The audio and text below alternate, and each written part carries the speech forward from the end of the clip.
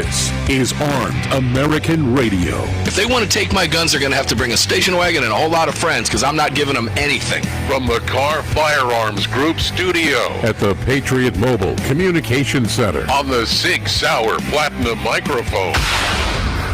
Mark, we know they want to take our guns, and now we're going to make them eat it. Proudly presented to you by X Insurance. X Insurance. Here is your host of Armed American Radio, the loudest conservative voice in America fighting for your rights, Mark Walters. And here we go, ladies and gentlemen. We are on the front side right now of 3 solid hours of talking about your gun rights. Welcome. Armed American Radio's Monster Cast begins right now. Yes, it does. Absolutely does. In the Car Firearms Group studios. Mark Walters with you, filling your prescription for freedom now, nearly 16 years into this. Of course, it's all being brought to you by the great X Insurance, and we are sitting here in front of the Sig Sauer powerful platinum microphone at the Patriot Mobile Communication and Command Center. Greg in Dallas, Texas. How you doing, my brother?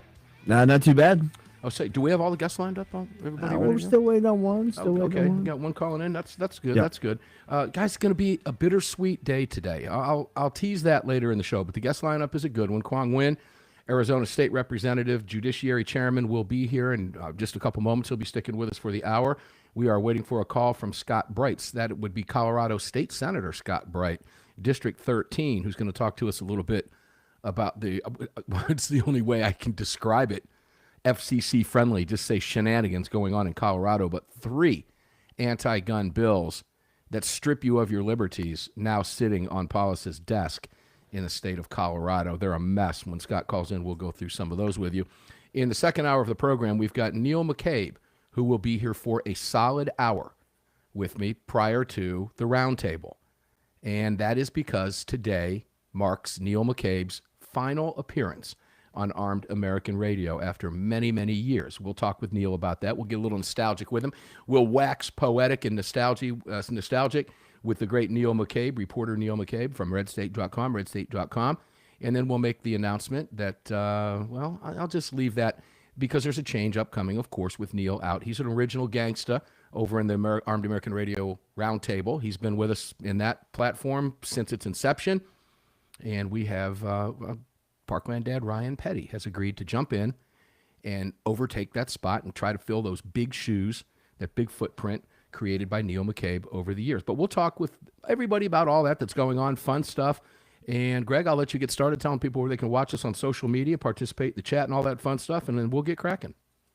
Sure, if you want to watch the show, just do a search for Armed American Radio with Mark Walters over on YouTube and Rumble. On X, it's at AAR Mark. The usual suspects are armedamericanradio.org or .com. On the right-hand side of that website, you'll see the menu icon. Just give that a click, and when that window opens up, you can select that Watch Live option. If you're driving, please hit that Listen Live link, and if you missed any previous episode of this program, just head on over to the podcast link. If you'd like to join our live chat, all you have to do is head on over to your app store, grab the Telegram messaging app, create your profile, and search for Armed American Radio Conversations. Yeah, that'll do it. That will bring you in. And I understand I just got a message that Scott is going to be calling in right now. Let's go right to the phones. Quang Nguyen, Arizona State Rep, How are you, sir? House Judiciary Chairman, my brother from another mother. You and I spoke a lot this weekend, didn't we? And it's still not enough because I love you, man. How you doing? Yeah, I love you too, Mark. And it's a beautiful afternoon here. My last hearing was last Wednesday. We heard multiple gun bills from State Senator Wendy Rogers, and these are great bills, and I'm just glad things are over. Senator's here. More than 20 gun bills from the left. Say that again. How many bills did you shred? 20? I think it's like 20 or 22. I'm not sure anymore. Does it really matter anymore, Mark? It goes in there, and it just doesn't ever see the day of light of day, and we're done. Well, So who would we're wish? just going to have to hold our breath for another session next year to see how many bills they'll come up with. Quang, I got to tell you, Colorado residents who value their gun rights would give anything in the world to have you in the seat and the majorities that you have in Arizona, even as slight as they are. District 13 State Senator, Colorado State Senator Scott Bright joins us right now. Scott, welcome to the program, my friend. It's great to have you here. How are you today? Hey, I'm doing great. Thanks for having me on. Oh, man, the pleasure is all mine. I've been covering Colorado, Scott, for a long time. And what I've witnessed is nothing short of, I don't know, can I say what the Democrats do is astonishing? Nothing shocks me anymore. It probably doesn't shock you either.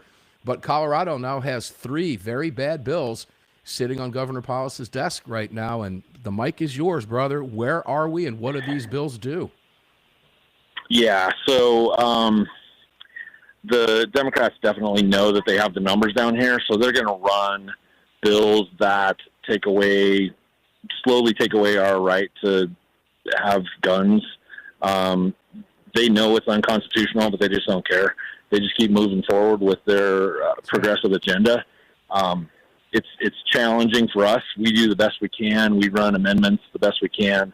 But at the end of the day, like, they have the votes and they know it. So they don't cave, and they're just going to run it. The best thing we can do in the long run is try to gain some of those votes back.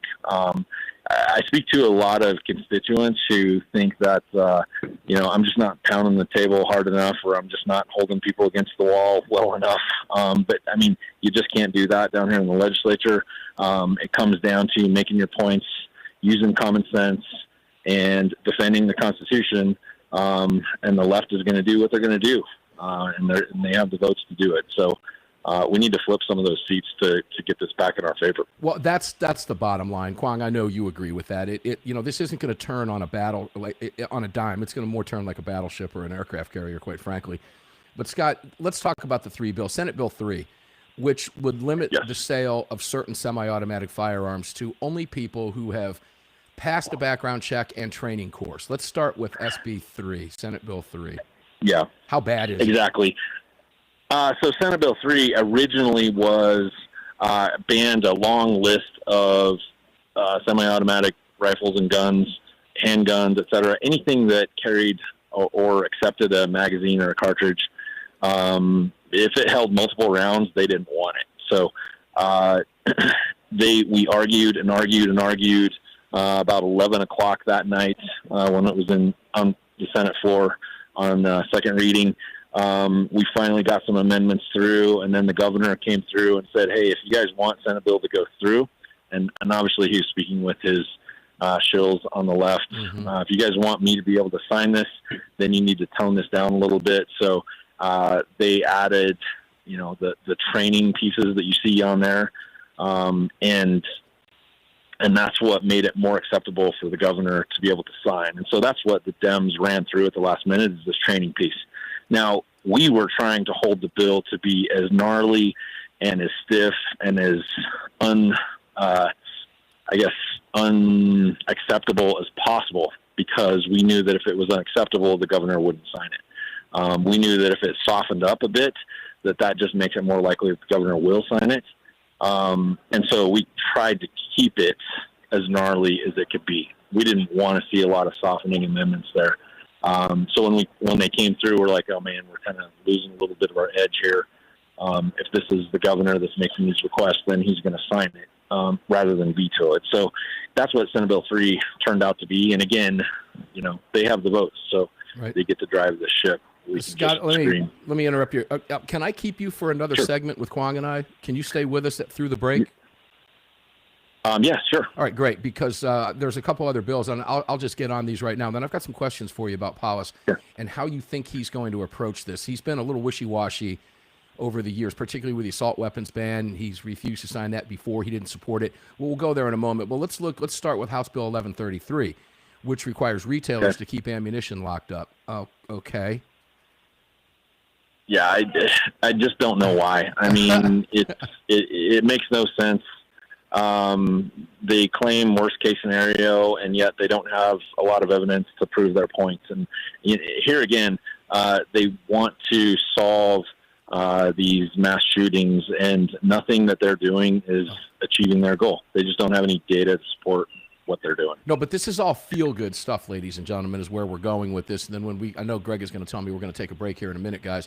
But then we'll talk a little bit about House Bill 1238, which requires additional security at gun shows. Now, I don't have a lot of particulars on that bill. I haven't really spoken a lot about that one, but when we come back, we'll cover that. But the bills received final procedural votes in the House and Senate just 2 days ago, ladies and gentlemen. Paulus is expected to sign all 3. Now, Scott, we've only got about 10, 15 seconds. He has got 30 days Okay. to sign these or let them go into law, or is it 3 days? I believe it's like 10 to 30 days. It depends Okay. on how it was written. But Okay. usually it's within 10 days they need to get it done. All right, so he's got X amount of time, or he can veto them before the bills pass automatically into law. And I'm wondering if, in fact, that's what he might do on a couple of these. We'll talk more with Scott Bright, Colorado State Senator, District 13, and Quang Nguyen, Arizona 20. State House Representative and House Judiciary Chairman, otherwise known as the Shredder, out there in the beautiful free state of Arizona. We'll be right back, guys, right after the break. Don't go anywhere. See you in a second.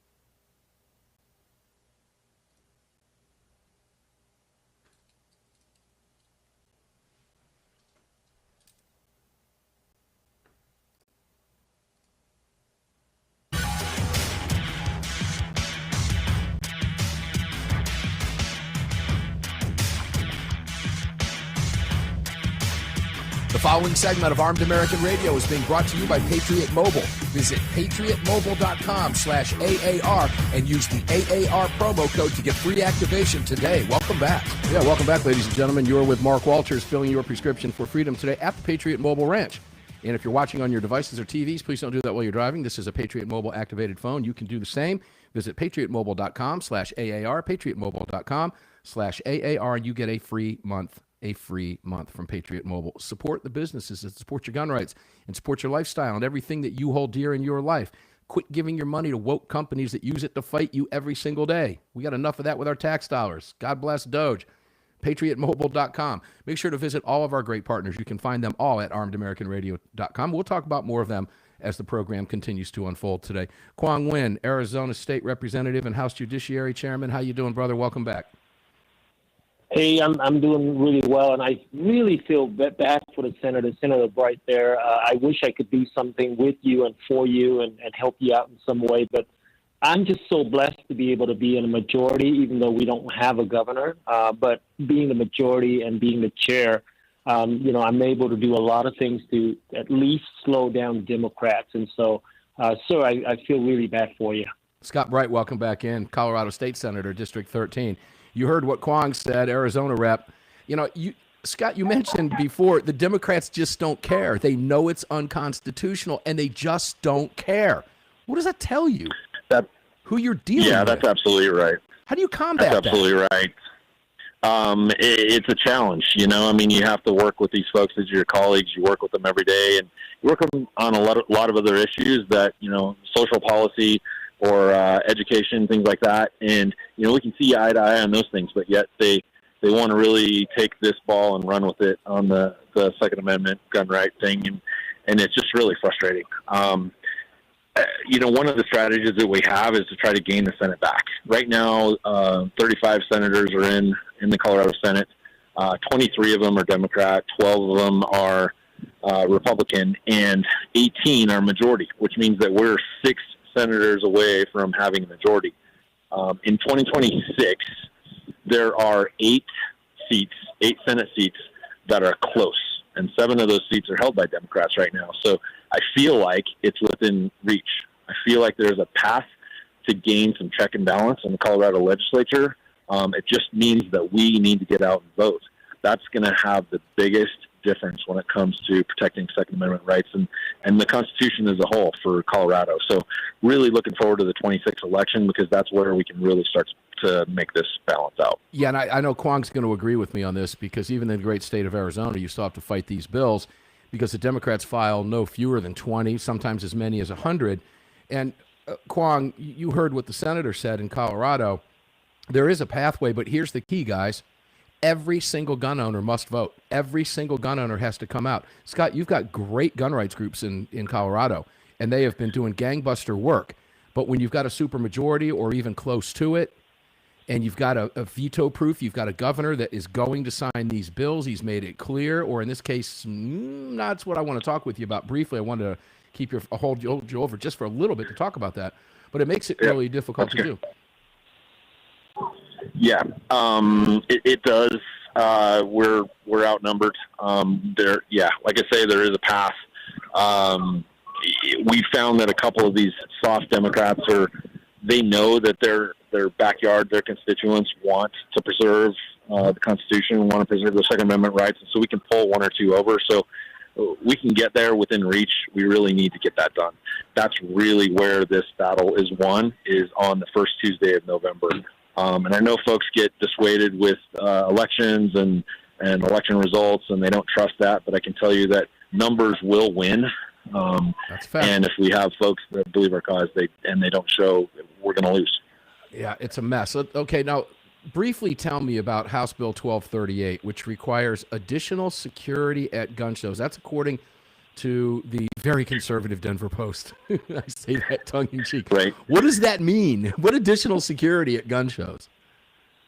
Yeah, so what they want to do is they want to have video surveillance available for 7 to 14 days after the events. They want to have extra security there. They want to really make it harder on those folks that are showing up trying to make a legal transaction. of a gun. And so we argued this one all day into the evening.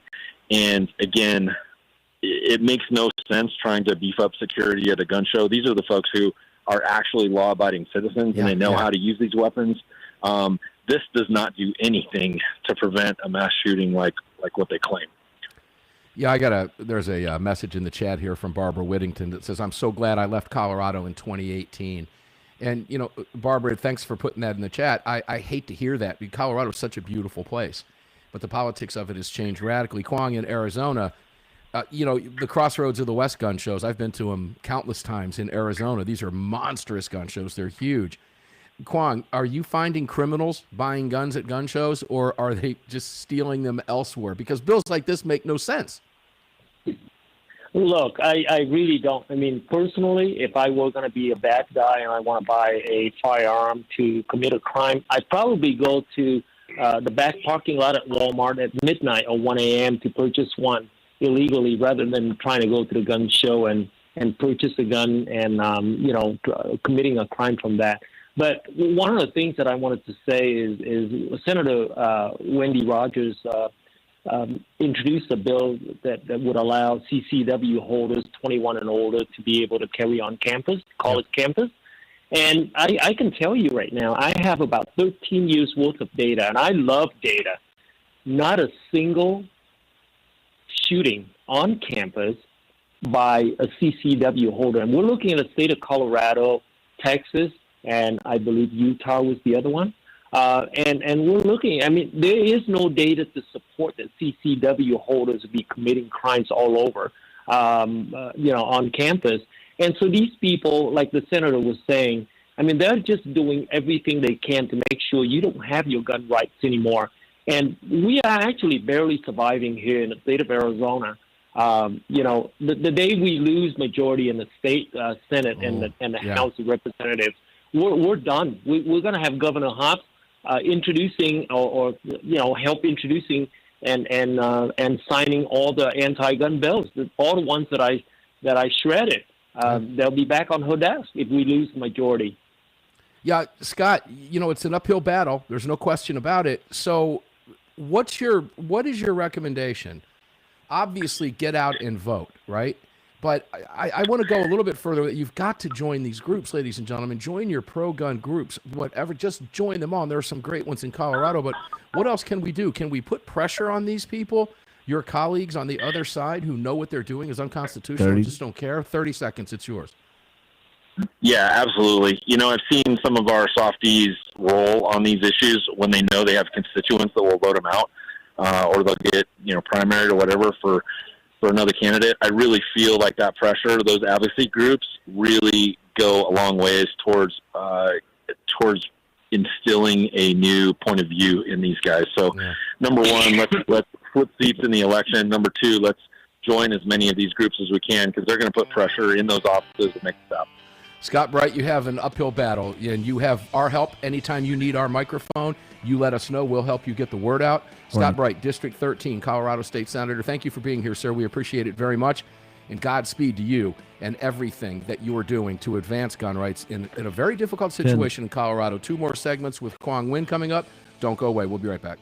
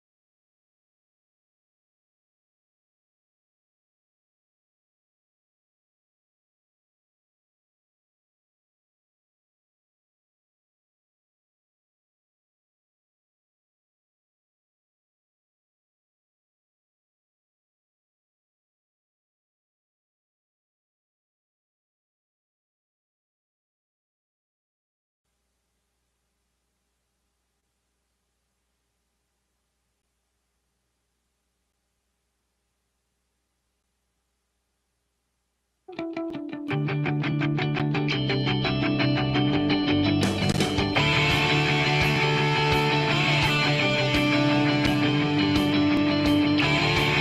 it's Andy Hoosier, the voice of reason on KQAM, Wichita's Big Talker, and you're tuned into the Armed American Radio Network. Now let's get back to the man himself, Mark Walters. Yeah, we love us some Andy Hoosier. Andy Hoosier will be here Monday. He will be here. Welcome back, guys. Armed American Radio Monster Cast continues. A bittersweet day for us today as we, in the next hour, will bid farewell to longtime contributor Neil McCabe. But it's all good. He's not falling off the edge of the planet. He just won't be able to participate on the show anymore. And we'll tell you all about that when Neil comes in the next hour. Great program lined up for you for the rest of the hour. What do we got? Another hour and a half to go. 2 hours to go. Yeah, we're just a half hour into it, kicking it off right now for you. Let's go back to Quang Nguyen here in the Carr Firearms Group Studios, Arizona State Representative, House Representative, and also the House Judiciary Chairman. Quang, it's got to frustrate you. I know it frustrates me. I can't even imagine being in Scott Bright's position, Senator from Colorado. It must feel like so futile. You know, do you pull these guys aside? Do you try to talk sense into your quote-unquote colleagues on the other side when you know that? Yeah, they don't I care if it's actually have it in my constitutional? office.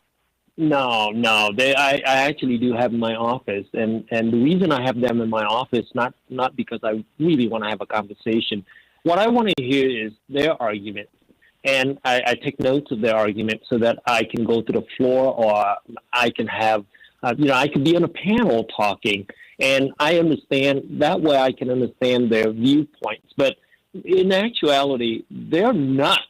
I mean, Scott was talking earlier about, you have to work with these colleagues, and you got, common, social issues and stuff like that. I can tell you right now, I'm sort of like the opposite. I really don't care about anything else. And you and I had this conversation before. What did I say? I said, you really can't live the Second Amendment if you don't read it. Right.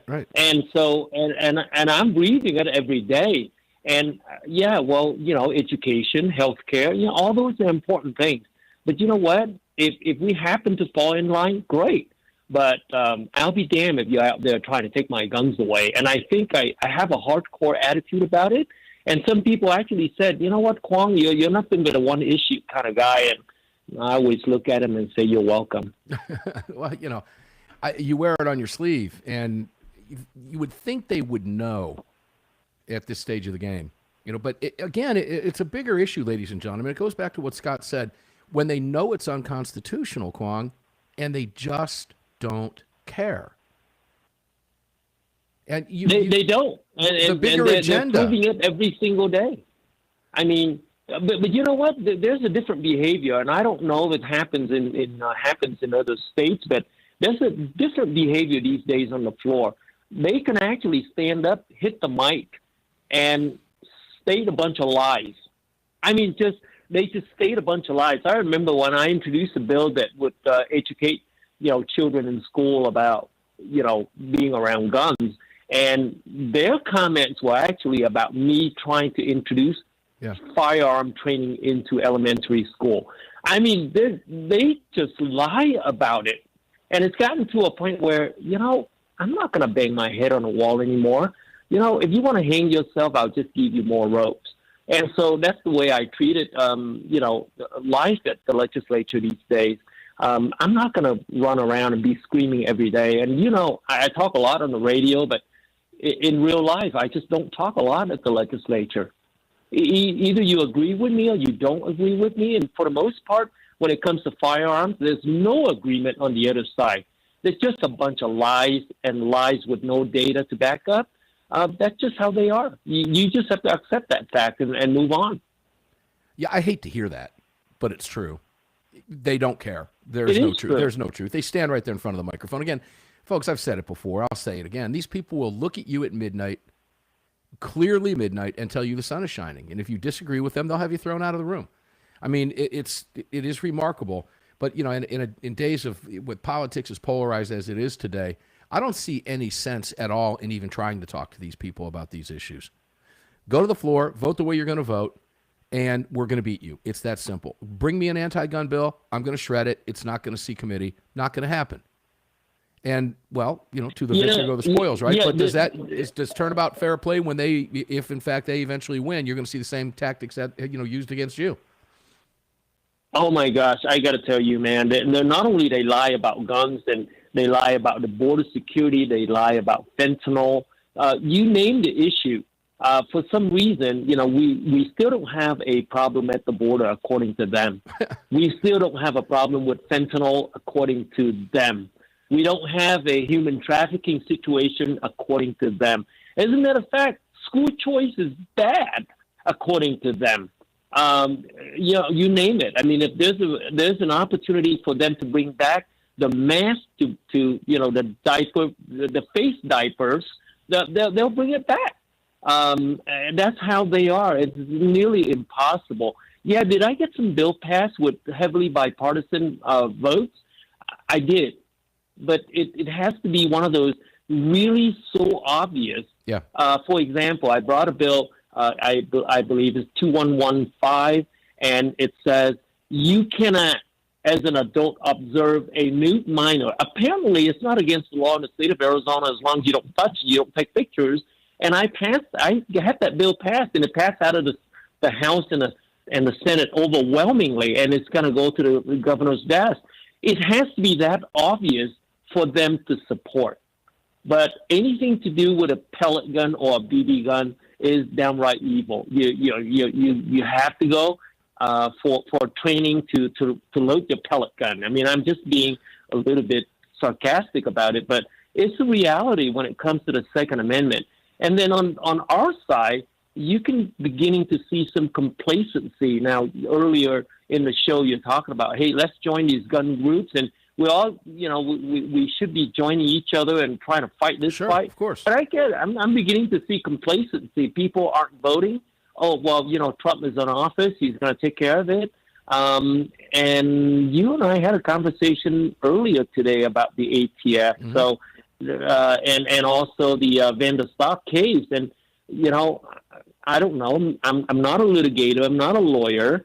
I'm just a state legislator, but I'm telling you, if you get rid of the rules at the ATF, we wouldn't have to worry about the Supreme Court in this Vander Stock case, right? Well, Am I correct there, Mark? No, you're right. Let's go there briefly because, ladies and gentlemen, Kwong and I talked about this earlier today and a couple times over the weekend. I had asked him if he had read Kavanaugh's concurrence in the majority opinion on the Vander Stock case this week, and he got to it and called me early today and says, hey, I just want to let you know I went through this thing with a fine-tooth comb. And he said, you're right about this. It was, if you've not read the decision, ladies and gentlemen, we'll just give you the kind of a bird's eye view of this right now, but Kavanaugh concurred in the Vander Stock case that frames and receivers are firearms. And I'm leaving out a lot of detail, but just take me at my word there. That's what the case is about, essentially. And you might know it as ghost guns, et cetera, whatever nonsense the left conjures up. But in that concurrence, he seemed, I don't know, he didn't seem to, it was pretty clear to me, the naivety from Kavanaugh relative to, because we're talking about an ATF rule change.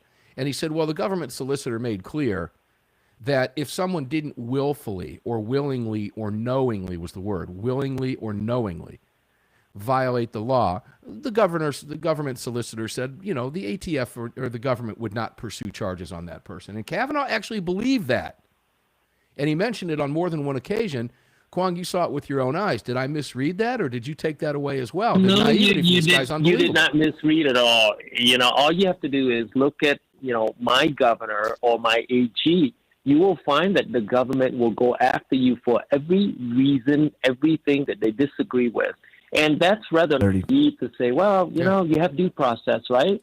Yeah, well, after your bank is gone, of course you have due process. After your retirement plan is spent on lawyers to defend yourself, it's kind of a nutty. But, once again, I'm not a litigator, but I can tell you, anybody that mentioned, the Gun Control Act of 1968, just cannot get any seriousness coming out of me, right? Anybody that mentioned ATF rules, and if I can secretly ask the question, hold on to that. Hold on to that Mr. thought. Cash Patel? We're going to go there when we come back. Where's Cash right now? Where's Bondi right now? There has been some movement on the gun front with both of those individuals, particularly Bondi. We're going to cram in what we can with Kwong. We have one more segment left, and a nostalgic hour with Neil McCabe on his last day at AAR. We'll be right back.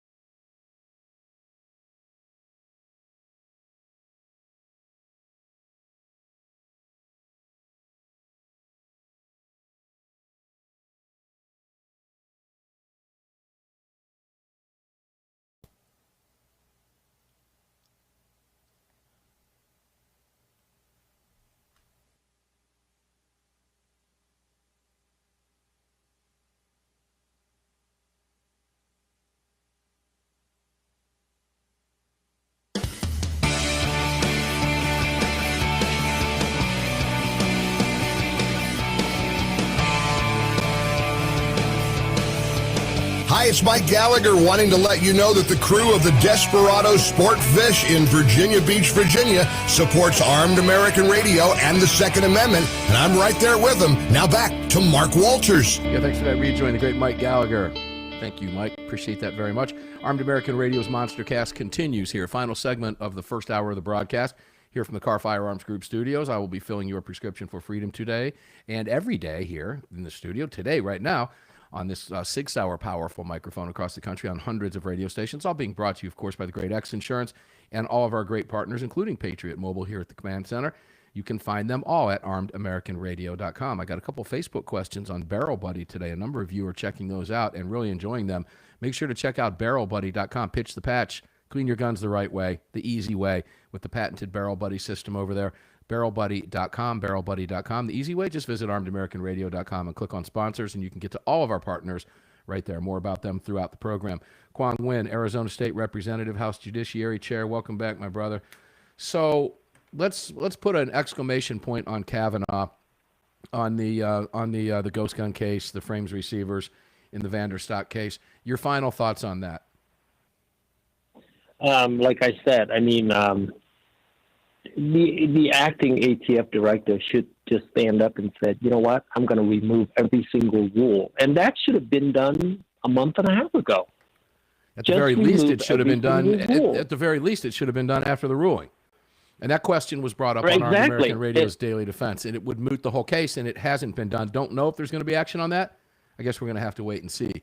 So we're going to have to wait and see. But I want to bring up another issue that you and I spoke about this weekend. Please. I was perusing through the internet, and I found an NRA article, NRA article regarding the 2024 Arizona legislative session. And basically, it says, we're happy to report that all the anti-gun bills were successfully defeated.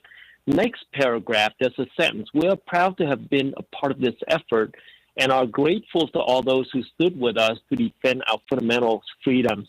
I hate to say this, but when I look down at the audience, I see GOA, I see AZCDL. I'm a board member of no longer the president of Arizona State Rifle and Pistol Association. I actually have never seen, well, at least in 24 and half of 25 session, never seen an NRA representative down in there. But it said, we're proud to have been a part of this effort. Mark, as you know, just me and my shredder in my office, I don't remember anybody knocking on my door to help me shred bills. And so I feel a little bit slighted by this comment, and I am an NRA member, and I love the NRA, but you can't take credit for something that you're not even there. National Rifle Association is notorious for that. Am I just being petty here? No. The National Rifle Association's been accused of that for many, many years. I watched Wayne LaPierre stood up on stage at a convention and take credit for an SAF case, and I about came out of my chair, okay? I've seen that happen over the years with the National Rifle Association. I'm not going to knock them. I'm a member of the National Rifle Association, longtime member, recently re-upped. The nation needs a good, strong, lean, fighting National Rifle Association. With Wayne LaPierre and those cronies out the door now, there's going to be some positive changes, but that's not going to happen overnight. So, yeah, that infuriates me when I know that you see that as well. Have they been in your office at all in 2025 this session? No, not once in my office. As a matter of fact, I even invited them to come testify to support some of the bills that members are introducing. No, let's not talk about the gun bills that are being defeated. They're not being heard and voted to be defeated. They were simply shredded. Yeah. So let's not even go there and talk about how these wonderful anti-gun bills being defeated and somehow we're a part of it. No, you're not. You got to come into my office. You got to sit down, talk to me. Actually, they came in to speak to Speaker Montenegro, and I was invited to come in and talk. But, I really need people to come to, you see Cheryl Todd there all the time. You see Cynthia Lath there for GOA, and Michael Infanzon is always there. I'm telling you, this guy is glued to my hearing room 4 in Arizona. Every time I walk in there with a gun bill, Infanzon is standing there waiting to be testified to testify. I mean, we need dedicated people like that. Just come in there, sit down, talk. Even the NSSF came in, right? When we have an important bill. But man, just be in there. All of you be in the room and speak out against these anti-gun bills or false argument. Oh my gosh, you cannot believe the argument I hear at the podium. It's unbelievable. But one of these days, I'm going to have to put together a video of all the arguments that the anti-gunners are producing in front of me. And I usually just very impolitely smack them down.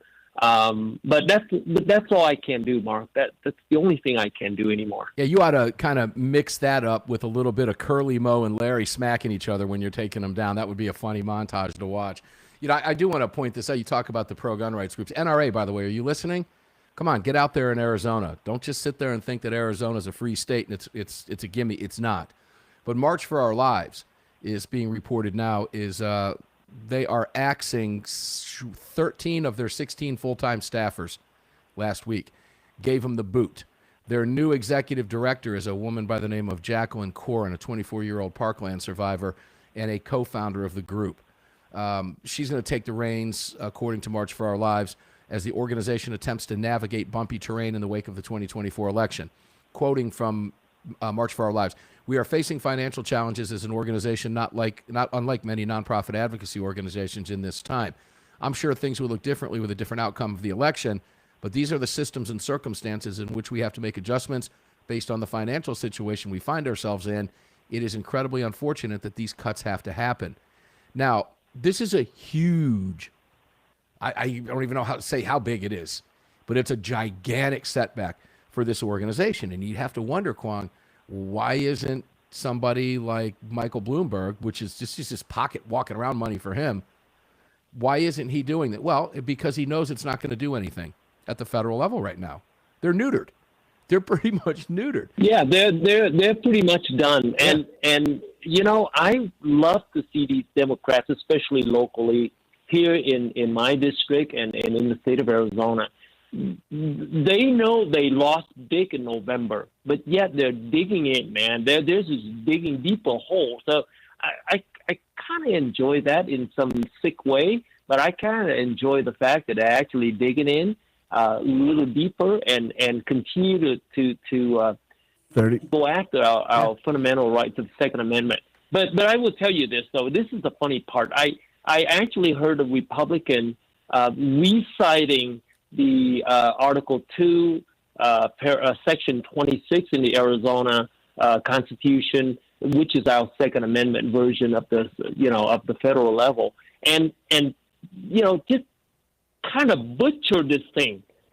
You like I said, you're a Republican. You cannot butcher your own Second Amendment. No, I know. We need to get more. It's frustrating for you, ladies and gentlemen. Trust me, Kwong and I talk about this stuff off air all the time. Kwong, thank you, brother, for everything that you do, not just in Arizona, but for what you bring to the table at Armed American Radio, as well as a contributor, regular contributor, and a fan favorite, obviously for a reason. Guys, Quang Nguyen, he is the state House representative in Arizona and also the House Judiciary Chairman, and he's fighting these people every single day. You heard from Colorado State Senator Scott Bright, doing the same thing, fighting, but in a completely different politically charged atmosphere in Colorado versus Arizona. You've got to get involved. Work with your states' rights organizations and get active at your state level. When we come back, Neil McCabe will join us for his final individual hour and roundtable with us on Armed American Radio. We'll be right back.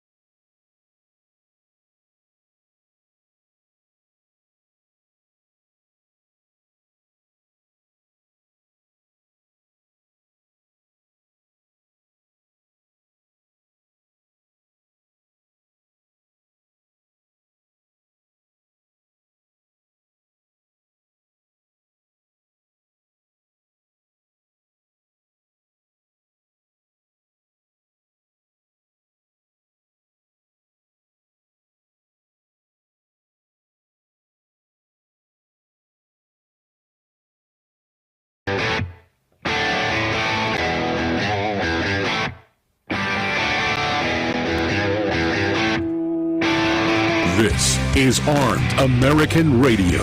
If they want to take my guns, they're going to have to bring a station wagon and a whole lot of friends because I'm not giving them anything. From the Car Firearms Group studio At the Patriot Mobile Communication Center. on the Sig Sauer Platinum microphone.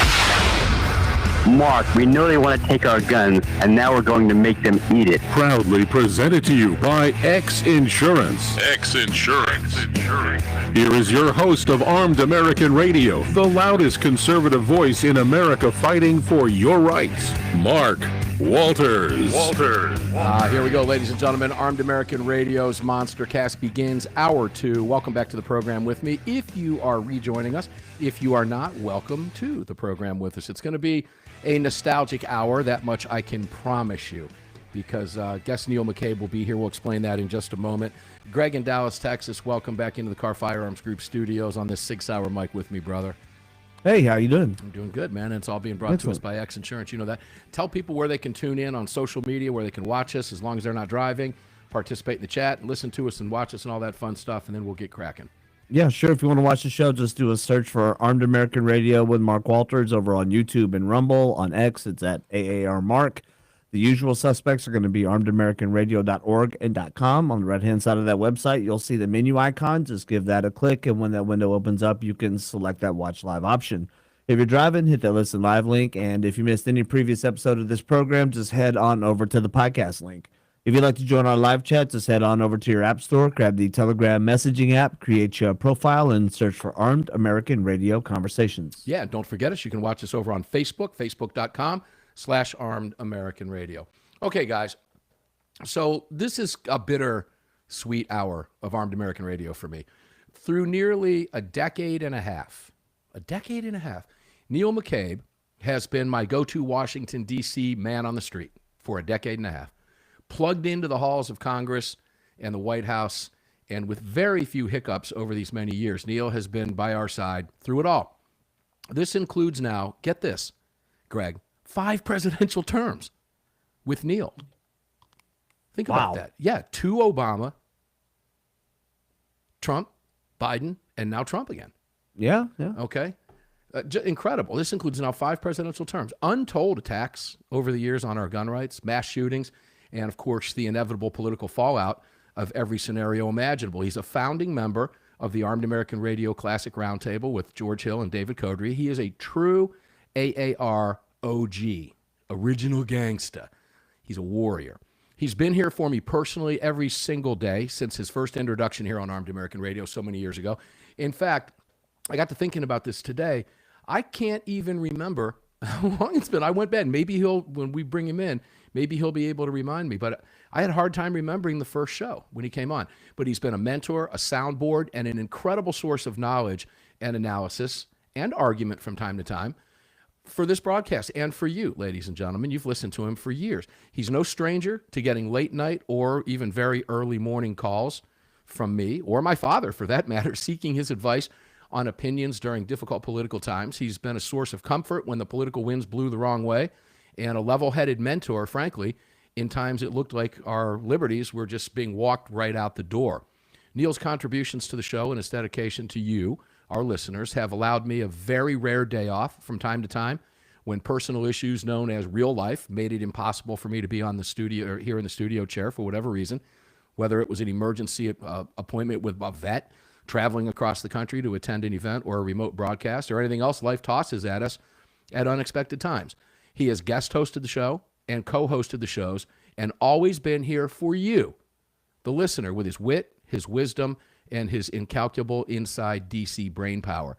While Neil won't be heard on the show in voice, his influence you will continue to hear through me as I continue to seek his guidance and opinions on the important topics discussed on this show every single day, 6 days a week, and particularly this Monster Cast. And for those of you who are wondering, what happens to the roundtable? Well, Parkland father Ryan Petty has been asked and agreed to fill the very large shoes of Neil McCabe, which is a big footprint, ladies and gentlemen. And no doubt, Ryan will do an amazing job helping us fill your prescription for freedom beginning next week. That era will begin as soon as we close tonight's final roundtable with Neil, who will be with us, of course, this hour and the next hour. So with no further ado, Neil McCabe joins me for his final solo hour with me for the foreseeable future on this monster. And I say foreseeable future because the eternal optimist in me is always there on this Monstercast and staying for his final AAR roundtable in the next hour. Neil, welcome in, my brother.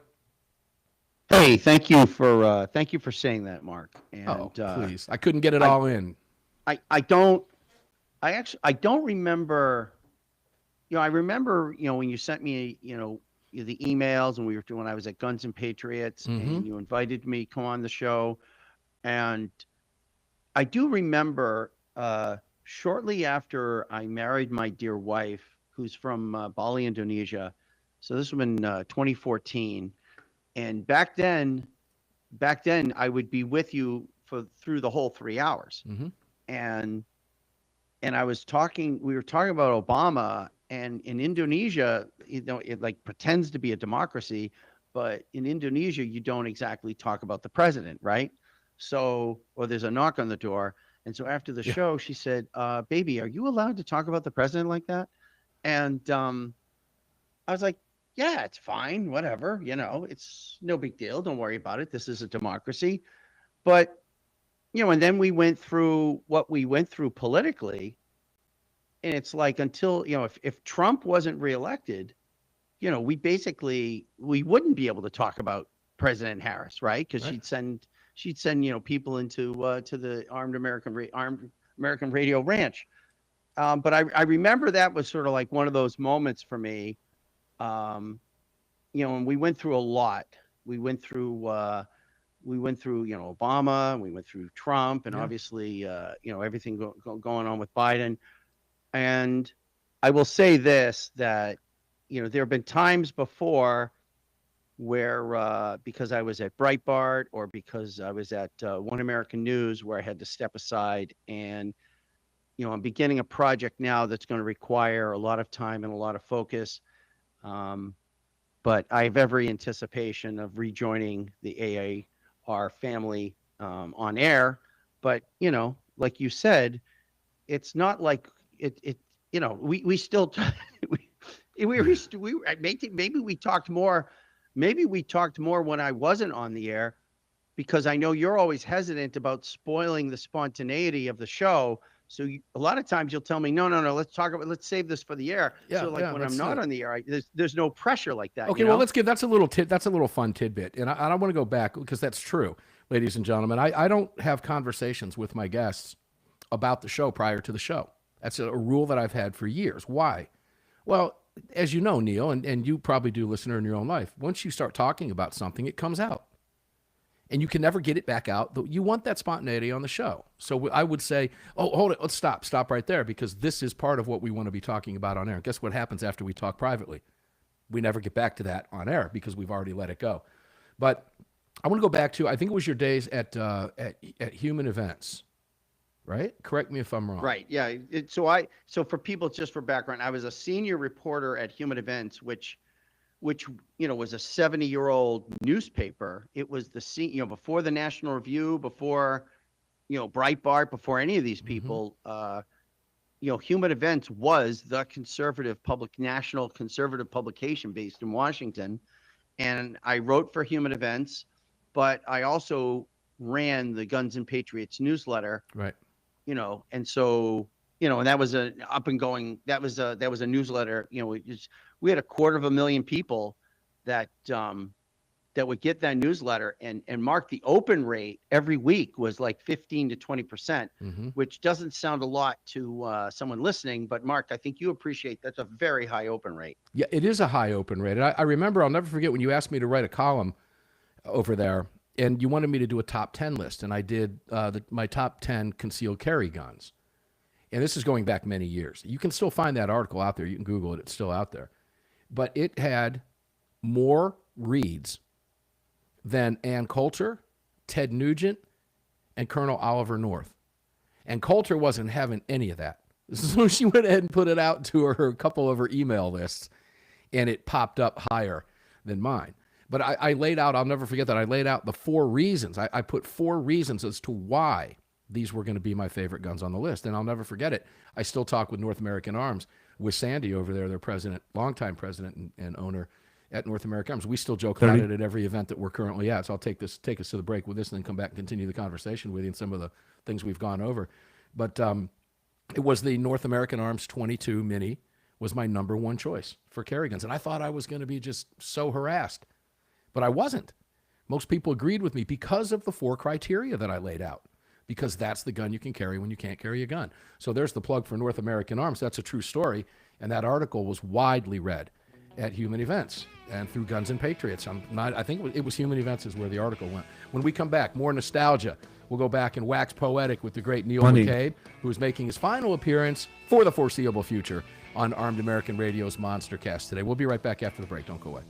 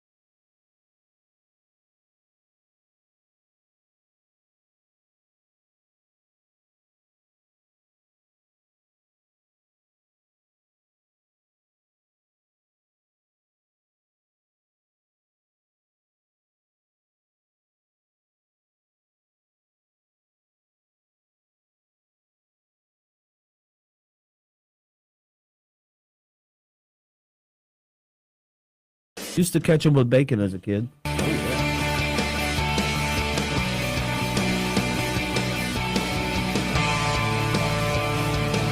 This segment of Armed American Radio is being brought to you by Mike Lindell and MyPillow. Don't forget to use the promo code AAR at MyPillow.com. Welcome back.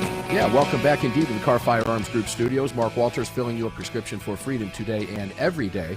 Well, today on the Monster Cast here in the Car Firearms Group Studios in front of this very powerful Sig Sauer microphone being heard on hundreds of radio stations around the nation right now. We appreciate all of our affiliates and to all of our new affiliates, which there are many. You know who you are, too many to mention. Welcome in. It's great to have you. We love each and every one of you guys, and you listeners, same thing here at the Patriot Mobile Ranch, all being brought to you by X Insurance. Please support all of our partners, all of our partners. You can find them all at armedamericanradio.com. Goat Guns, goatguns.com. Make great gifts, ladies and gentlemen, and they're addicting. You just try them. Get you one. You'll love them. Goat Guns. Just tell them Armed American Radio sent you. We have a great relationship with those folks over there. Great products. Goatguns.com, goatguns.com, and heavensharvest.com, heavensharvest.com.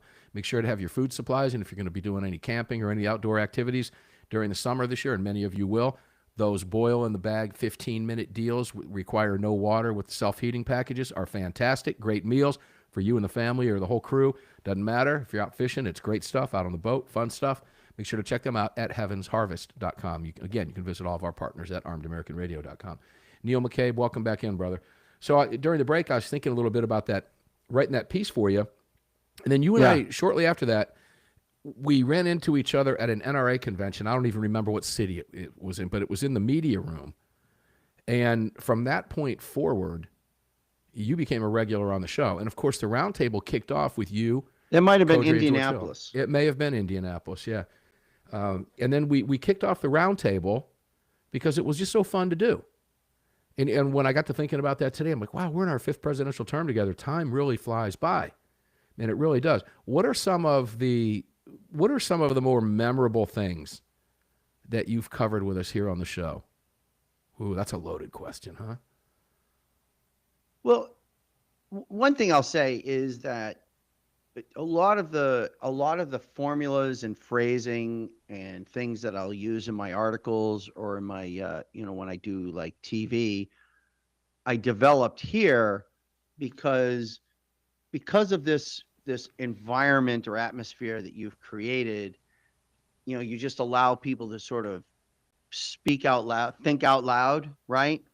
And so, first of all, I just want to say that a lot of sort of political theories or other things that I deal with, are part of my stock and trade now, are things that I literally developed just thinking about them here. Like, for example, the idea that on September 1st, 1774, the British marched to Somerville, Mass, to the Powder House, which is 10 minutes outside of Boston. Mm-hmm. The Powder House was this stone building where the farmers would keep their bullets and their guns and their gunpowder. So it wasn't around the house unless they needed it, right? And so the British knew that Nathan Tufts, right, his land became Tufts University. Nathan Tufts would rent people's space in his powder house, and the British came and they took the guns, and the farmers and all the people whose guns it were, right, they just stood there and watched as the British, they marched out, they took the guns, and then they marched back to Boston, and nobody said boo. Everybody just sort of rolled with it. But then, 250 years ago, right, we're coming into April of, to the anniversary of Lexington and Concord. So in April of 75, right, so that's 6 months, 5 months, whatever you want to count it out to be.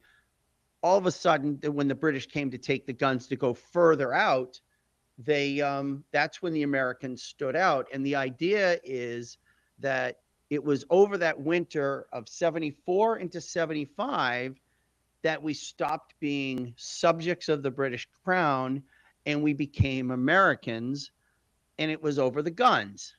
And this is something that over time I developed just talking to you about it.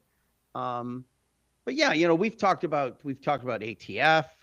We talked about the when the administration was blocking the Biden administration, no, yeah, the Obama administration rather, was blocking the sale of M1 Durans from South Korea to the U.S. Right? Remember when that was a big deal? It's like there's a lot of ATF stuff. We would just always have horror stories about the ATF. And the different regulations. That's been an underlying theme for a lot of years. The concealed carry bills, right? The different concealed carry bills that would come around and then never seem to pass. Go ahead. No, I think one of the big things I remember with you that it had to be Trump's first win. I think, because it was, the night of the election. I mean, my father and mother called you, petrified. Neil, what can you tell us? They were scared to death. We've got to win this election. We've got to win this election. You remember that? And my dad called you, and you kind of put him at ease a little bit. And that was when I predicted on air. In fact, as you're saying this, Mark, as you're saying this, I remember that conversation so well because I was standing in front of the Safeway supermarket in Silver Spring by Wheaton Station. And I remember because I stayed outside of the supermarket until the conversation was over. But I know the intersection. I know the metro stop that was across the street. I remember this conversation very well, actually. Yeah, it was funny. My mom, she kind of caved, and she said, maybe there's just more of us or more of them than there are of us, because the media was pushing Hillary Clinton, this, that, and the other thing. And I predicted Trump that Tuesday when I signed off the air, and that was 16? Is that good heavens, man? Yeah, time flies. But nonetheless, I said Trump plus 300 electoral votes. Millions of Americans are going to wake up shocked tomorrow. Will I be right? We'll see in the morning. And he won with 306 electoral votes. But I think that coverage was huge because you covered that from a gun rights perspective and what it meant to have Trump come into office after 8 years of Obama, and the potential of looking at what a Hillary Clinton presidency would look like for our gun rights. So I'm going to ask you this question before we go to the break. And that is, what would this country look like if Hillary Clinton had won that election? Where would we be today? Well, I think the first thing that would have happened, and, obviously, we haven't even talked about Fast and Furious, but the first thing that would have happened is they would have arrested Trump and everyone in his campaign and accused them of being Russian spies. Like, that setup was all ready to go. And 2 or 3 years later, Trump would be acquitted, but his career and his movement would have been over. And the Republican leadership and the Republican staffers, the Republican consultants, who even to this day are fighting Trump, would be cheering them on, just like they cheered on the kneecapping of the Tea Party. And so I think that's the first. And then the other thing that would have happened is that everything would have just, the good times just would have rolled, like we saw under Biden, where they just, crazy spending, more regulations, more prosecutions of once you've arrested Trump, right? I think that the arrest of Trump was delayed by Trump's election. Yeah, well, it was delayed by Trump's election, and thank God that played out the way it did. We have 2 more segments with Neil. We're going to continue to wax nostalgic with Neil over the next couple of segments, and then we're going to close this hour out and head into Neil's final roundtable, and we are going to be getting a call from Ryan Petty, who will be jumping in briefly for 1 segment. We'll be right back.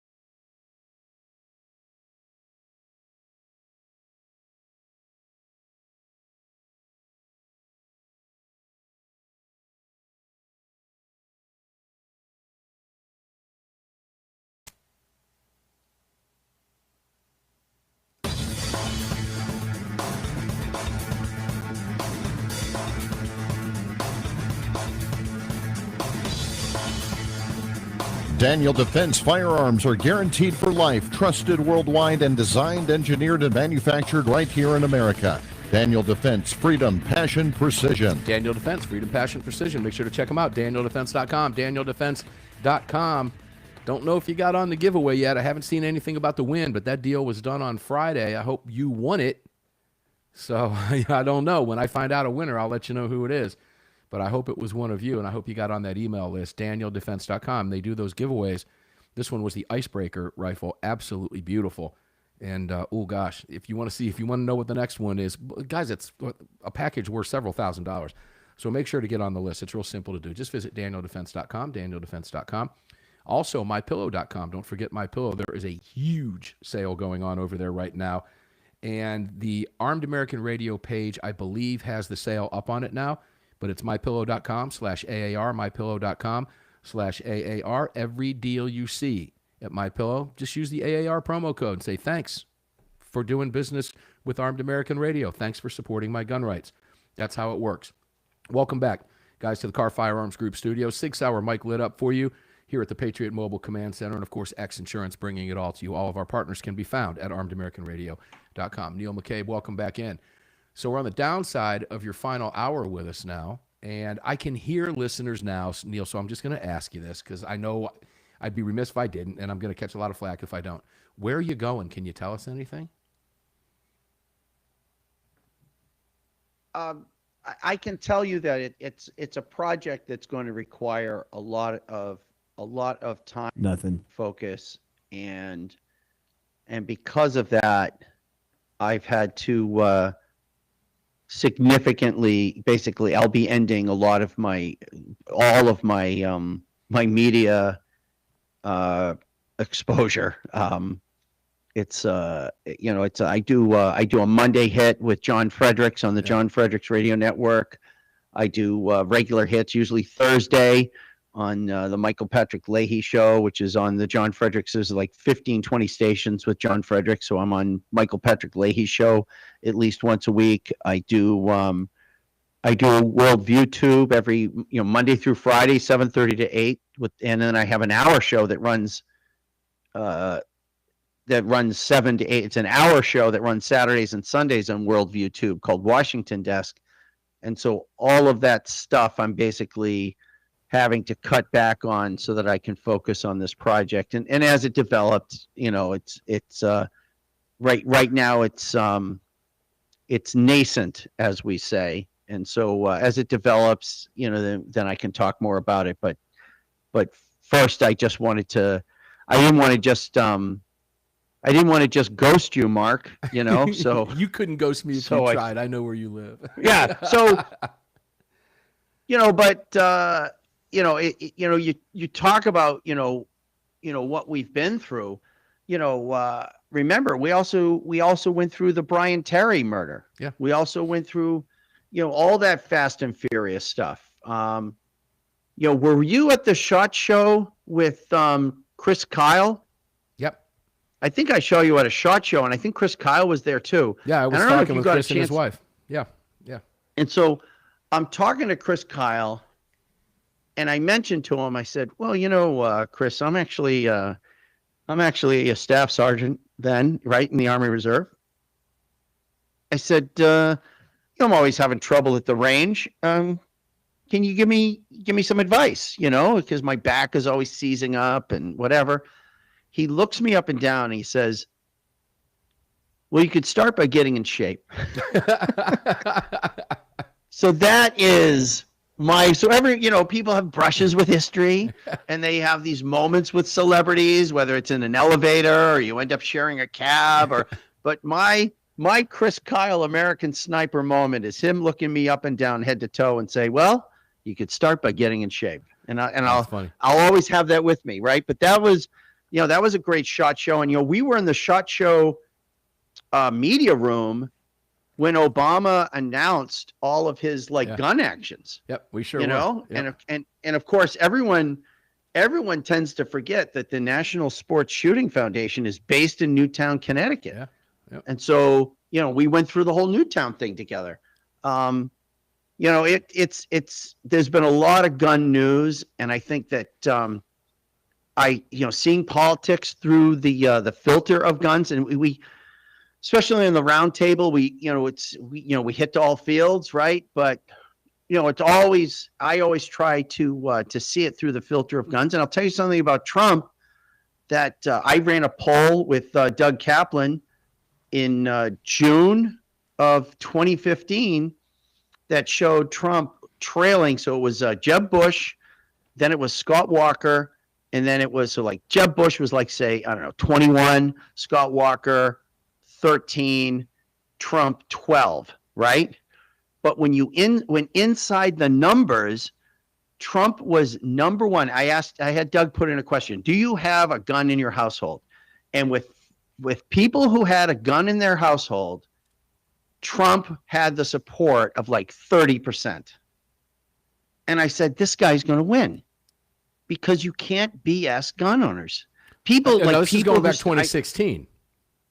This is 2016, but I'll even go back to I'll go even back to when my dear brother was on the Buchanan campaign in 1996, and the guy Peter Robio who won that Pat Buchanan victory right in the New Hampshire primary, Peter Robio told the campaign staff, he says, no one is allowed to talk to the press about guns or any of the donors or anything. No one is allowed to speak on guns except for me, because it's that sensitive, because people who take their gun rights seriously, they know their stuff. You can't BS them, and you have to be a straight shooter. And I kept that in my mind, so that when Trump was 30% with gun owners, I said, there's something about this guy where people who are serious about their gun rights are flocking to him. And but then of course, we went through the whole Biden thing, and here we are, and the battle continues. Before you go to the Biden thing, remember we went through the whole bump stock thing with Trump. He disappointed a lot of gun owners. Clearly, he learned a lot of lessons over the Biden years when he stepped back into office. There's reports out right now that the U.S. civil rights right now. Let me jump over to this. This is going to come up in the roundtable, but U.S. civil rights probe of Los Angeles gun permits draws criticism. Criticism from who? People who hate your gun rights, okay? But the U.S. Justice Department under Bondi, and she's quoted, is launching a civil rights probe into whether or not the Los Angeles sheriffs is taking too long to issue permits to carry a concealed handgun.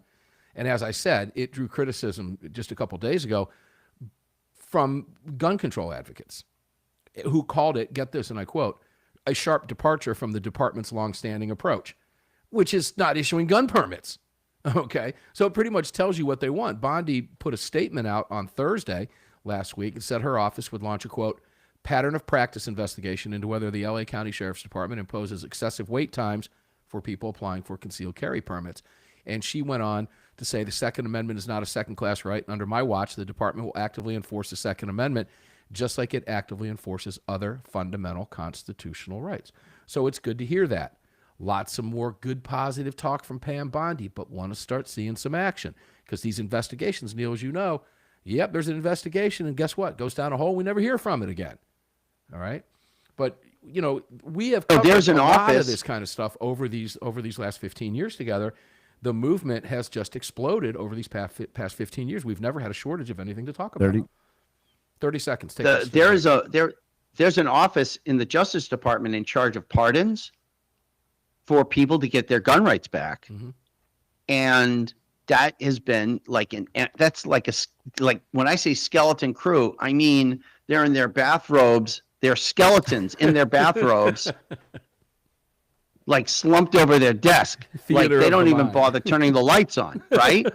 But Neil, that's another thing. Hold on to that thought. Starting up. Hold on to that thought. We're going to take a break right now. When we come back, we've got Neil for one more segment solo here.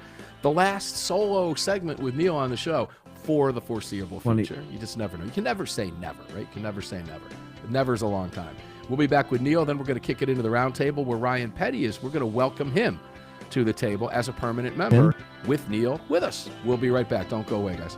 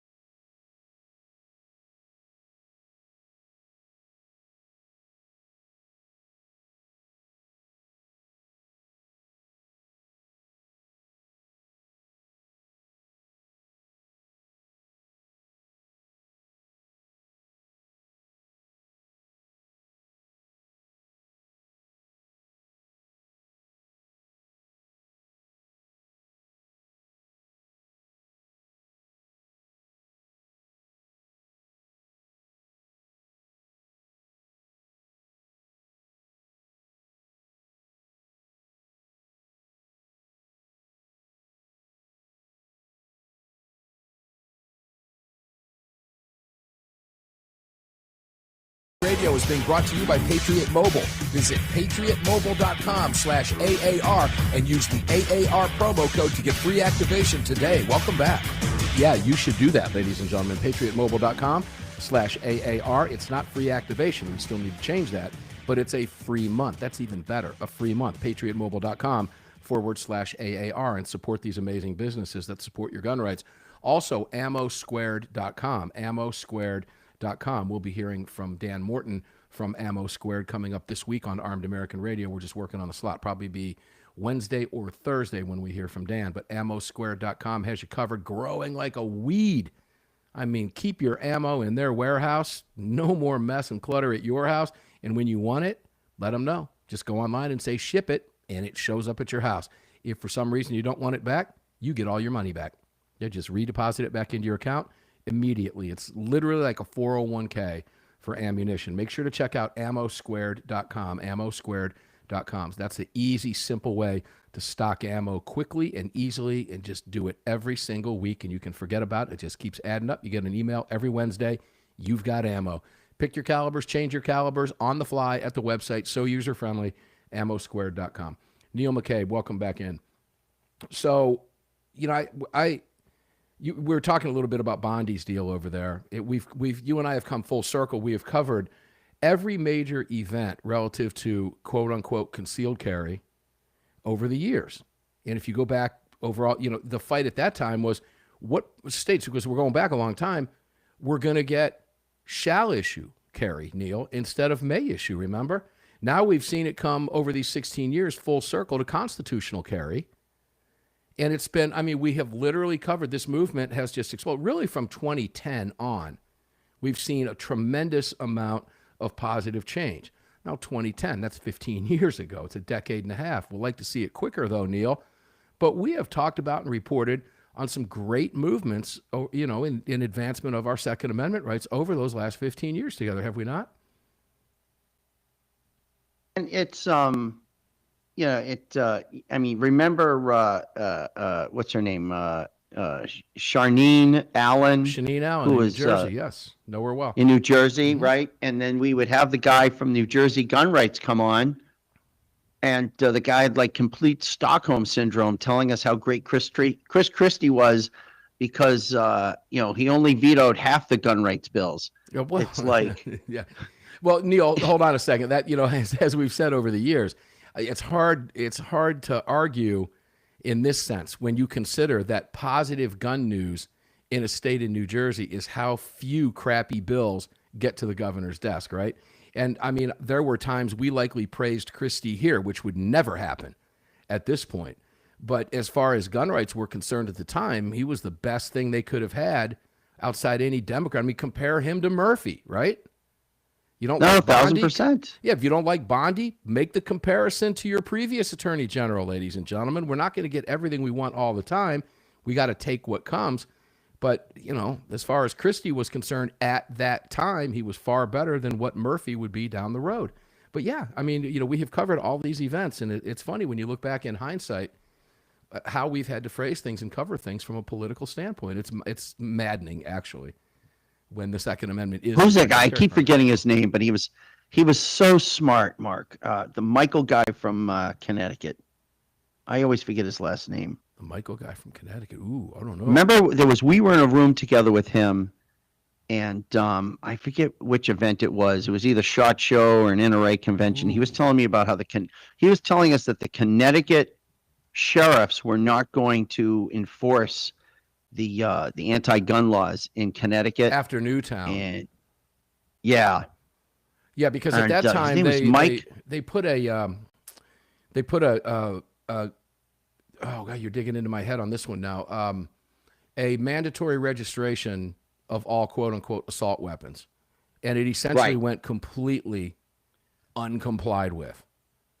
And his name, he was a skinny guy, and unfortunately, he passed away. I didn't know if he was sick or not, but his death was a shock to me. And but you know, there's some just brilliant guys. There was one guy, you had an attorney on once, where his advice was if there's a shooting in the house or if you're in any kind of gun incident, immediately call 911 and give your side of the story, right? Because you can play the 911 tape as testimony, and that way there you can get your story out, but it's not subject to cross-examination, and you don't have to go on the stand. So a defendant doesn't have to go on the stand in his own defense, but if you put the tape on, so you call 911, give your side of the story, and I was like, wow, that was a great guy. And Well, I think you might be referring there to Alan Corwin, who made those comments about 911. I'm not sure if it was one of the attorneys or not, but I know Alan Corwin used to say that the other reason to do that, ladies and gentlemen, is the first person to call 911 is viewed by the system as the victim. So there's that, but that's a whole nother conversation. Yeah, and then remember Chris Cox. You had Chris Cox on talking about how his dear father was, part of the movement to create, turn the NRA into like a civil rights organization. Jeff Knox, you're talking about. A real civil rights organization. Yeah.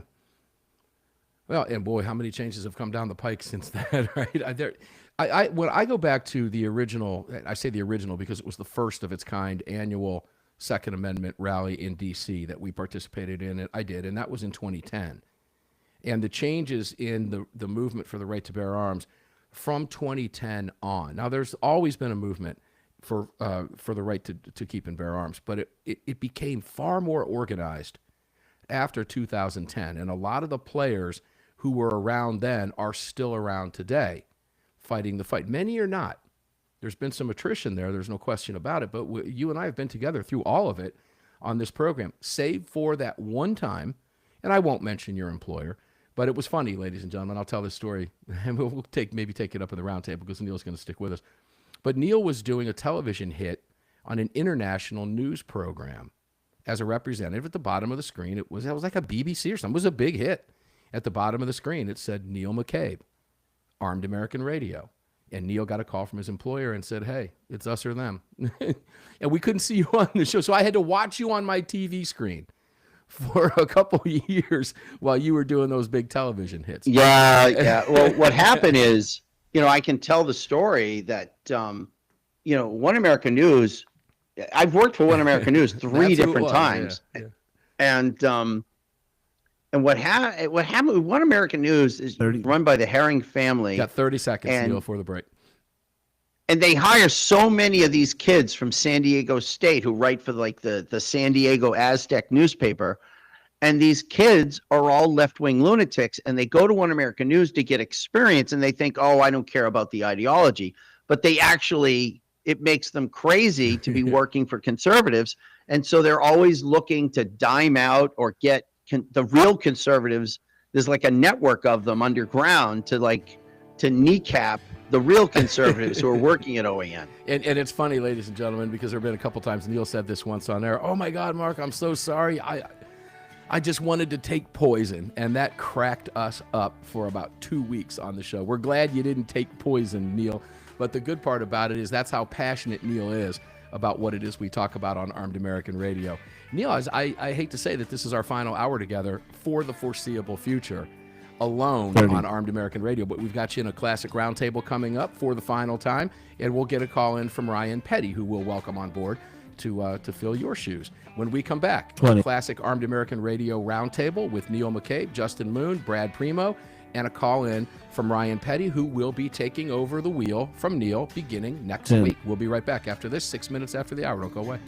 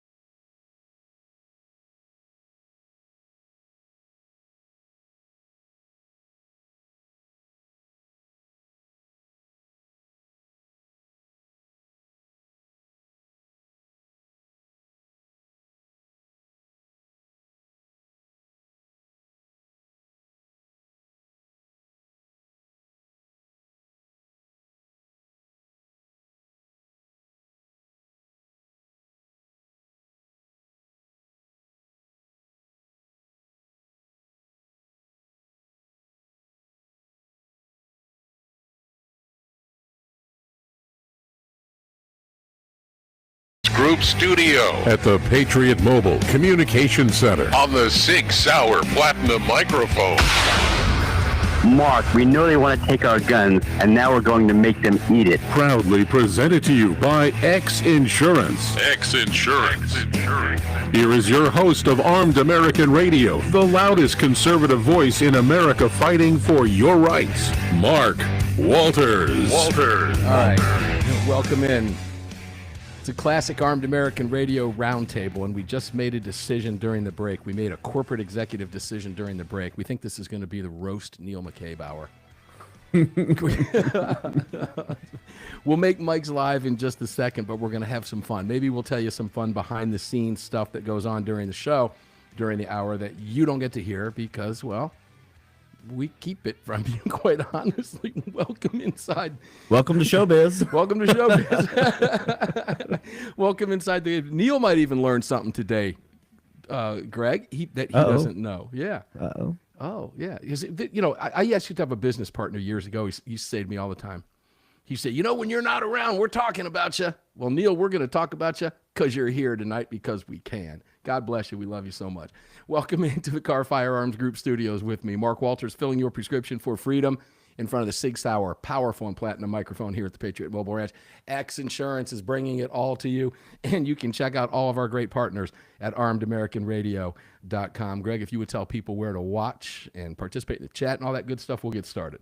Yeah, sure. If you want to watch the show, just search for Armed American Radio with Mark Walters on Rumble and YouTube. Over on X, it's at AAR Mark. The usual suspects are going to be armedamericanradio.org and .com. On the right-hand side of that website, you'll see the menu icon. Just give that a click. And when that window opens up, you can select that Watch Live option. If you're driving, hit that Listen Live link. And if you missed any previous episode of this program, just head on over to the podcast link. If you'd like to join our live chat, all you have to do is head on over to your app store, grab the Telegram messaging app, create your profile, and search for Armed American Radio Conversations. Yeah, and that'll do it. And don't forget, Facebook.com also, Facebook.com/Armed American Radio. You can watch us over there. It's always a place to go. So we're all over the place for you. Please like and share the posts and follow us, AAR Mark at Twitter, like Greg just mentioned, Facebook.com/Armed American Radio. Follow us there. Rumble, just look up Armed American Radio on any of those platforms and you'll find us. And if you don't already, please subscribe to the Armed American Radio podcast on your favorite podcast platform and join the many, many, many thousands of people who download the show every single month. It's now growing like weed has been over the years, just shy of 21 million podcast downloads already. So fun stuff. And we couldn't do it without you. Let's get started. And here's one of the things we'll tell you about in a second. Let's first start with Brad Primo, CEO over at Lead Slingers. Brad, how you doing? Welcome in, brother. Doing great, Mark. How are you? I'm doing wonderful. It's Neil's final show with us. Yeah, it's kind of sad, I guess. No more Neil and his Boston accent, and not appreciation of good barbecue, apparently. Oh, here's roast number one. Yeah, we'll get to the ribs. I hadn't thought about that in the previous hour. Justin Moon, CEO, Car Arms. Justin hasn't made it yet. Justin hasn't made it yet. Justin, we got Ryan. Oh, we have Ryan Petty. Ryan Petty on. Ryan, welcome in, brother. How are you? It's great to be here, Mark. Looking forward to this roast of Neil. Well, we're looking forward to having you participate because you're going to have to fill those big shoes. And I think you'll agree that his shoes are pretty big. And I want to welcome you as a regular participant now in the Armed American Radio Classic Roundtable. It's a very small club, okay, except Brad, Justin, Neil. Prior to that, it was Brad, George Hill, and David Codria. And now you're in that very small club over all of these years. Welcome in, brother. You're getting a lot of accolades over in the chat. A lot of people said, ooh, I knew it was going to be Ryan. I knew it was going to be Ryan. It's a perfect fit. So let me make this your official welcome. And next week, we kick that off with Brad, Justin, and Ryan next week because Neil won't be here because Neil is moving on to bigger, wider, greener pastures, I guess. So welcome in, Ryan. There's the official welcome, brother. Well, Mark, thank you very much. It's very kind of you. It's great to be here. Yes, I've got some big shoes to fill. I don't want to know what they smell like, so if you've got any of that bowling shoe spray, I'll take some right now. Yeah, no. Greg, I guess this is as good a time as any to start the roast of Neil. What do you think? I think it's already started. Yeah. So, Greg, why do we always introduce Neil last? Oh, see how I just expertly threw that over to you? Oh, because Neil has diarrhea of the mouth. Neil, welcome in, brother. How are you? Phenomenal and getting better every day. And, See, we made very excited to be with you. We made a production decision a while back, dude. When you're introducing the roundtable guests, always introduce Neil last, because Neil has got so much to say. He'll start saying it before I get to introduction of the third guest, whether it's Brad or Justin. We go to break and you ain't got the third person introduced. So Neil, we're gonna miss you, man. We're gonna miss you, man. I can't tell is what he's thinking. I can't tell. Well, no, it's been a crazy journey, and you bring up, I just don't know. I just never participated in this cult of barbecue, and so when you guys would go on about grilling while armed and all this other stuff, to me it was like, yeah, I'll just go out and get some ribs. Now it's an Uber Eats deal. It's like what Brad, if you want barbecue, Brad, you gotta help me here. Yeah, I don't know. I've been to Boston a few times in that area, and they don't have barbecue up there. They don't know how to eat. I'm not sure what their food's like. It's just terrible. So it's not Neil's fault. I mean, it's just your product of your environment, Well, see, I go back a number of years ago when the Grilling While Armed book came out, and Neil famously on the show, Ryan's a barbecue guy too. He gets it. Ryan actually has a ranch, don't you, Ryan? With more than 1 acre. I have a ranch. It's got acres or an acre. You have a ranch? It's got actually has anchors. He actually has a ranch. And on that ranch, do you have a barbecue cooker on your ranch, Ryan? You need to lie. Right now is the great time to lie if it's no. Of course I do. And did I just hear Neil say he Uber Eats his ribs? I mean, do you guys remember my cousin Vinny? Do you remember the show when they talked about cooking grits? No self-respecting Southerner would ever eat instant grits or whatever. Neil just admitted on air to a live audience across the country that he Uber Eats his ribs. Are you kidding me, Neil? Well, see, this goes back to that original. When we were talking about this was a number of years ago when Grilling While Armed cookbook came out. Ladies and gentlemen, if you don't have it, now's the time to buy it. So let me give you the plug here. But just visit Amazon.com and pick up a copy of our Grilling While Armed, our great cookbook over there, where we pair up some of my favorite barbecue recipes, smoker recipes for you. And George the Mad Ogre Hill pairs it up with a great sidearm to wear on your hip while you're smoking up the hood. It's such a great book. You'll love it. It's the best work we've ever done. So make sure to check it out. It's Grilling While Armed. Pick you up a copy over at Amazon. You'll love the recipes. You'll love the experience of learning how to cook on some of these different cookers. We're going to make you your barbecue expert cooker, pit boss, in one day. It's easy to do. It's not hard to do. It's not a lot to it. So don't get scared. Just go do it. But that book will show you how. And we were talking Shameless about plug. the book. And Neil said, that was the shameless plug. And Neil jumped in. He goes, well, I don't know. And every time I want to order ribs, every time I want to get ribs, what'd you say, Neil? You just pick up the phone and how did you phrase that? Do you recall? Just call up and order it. It just That's so sacrilegious. Seems really simple to me. Oh my God! Oh, it just makes me. You don't do that, man. You smoke your own ribs, Neil. Neil orders microwave ribs. Yeah, I do appreciate. There is a place in Memphis I went to where I was traveling with some people, and it was one of those places where they cook it for like in the morning, and they cook it all day with different kinds of wood and stuff. You mean like at my house? Yeah. And Brad's house. Yeah. And Ryan's house. And they and Justin's house. Just not your house. That's and they got like just not my house. And, He's used to that army barbecue. Army barbecue. He gets McRibs delivered by Uber. Oh, listen, who doesn't love the boneless ribs in the MRE, Brad? I mean, come on, that's good. That's good eats, right? Oh man, it's not as good as the grilled chicken patty that has grill marks on it, and you know for a fact that patty's never been on a grill. Oh, Black man. ink. It's just crazy. I'd rather eat Applebee's, Applebee's, boneless ribs, or for that matter, the McRib I sandwich tell you, when it comes out. I remember, Brad. I know this is a little aside, but I remember when I was in theater and I started like heating up my MRE with to cook it with the with the water and the steam, and the guy just looked at me like I was such a pogue. He's like, dude, just eat the food, okay? Don't stop. You're not Julia Child. We're gonna take a break right now, guys. Hold on. When we come back, we'll see if we can get Justin Moon on here too. We really want Justin in here to kind of rag on Neil a little bit, just because we can. We can have some fun. Ryan, you're gonna stick around with us, right? Here. Excellent. Ryan Petty's joining us as well. We'll be back. 3 more segments to go on Neil's final classic roundtable. Don't go away. You can't have dinner with them.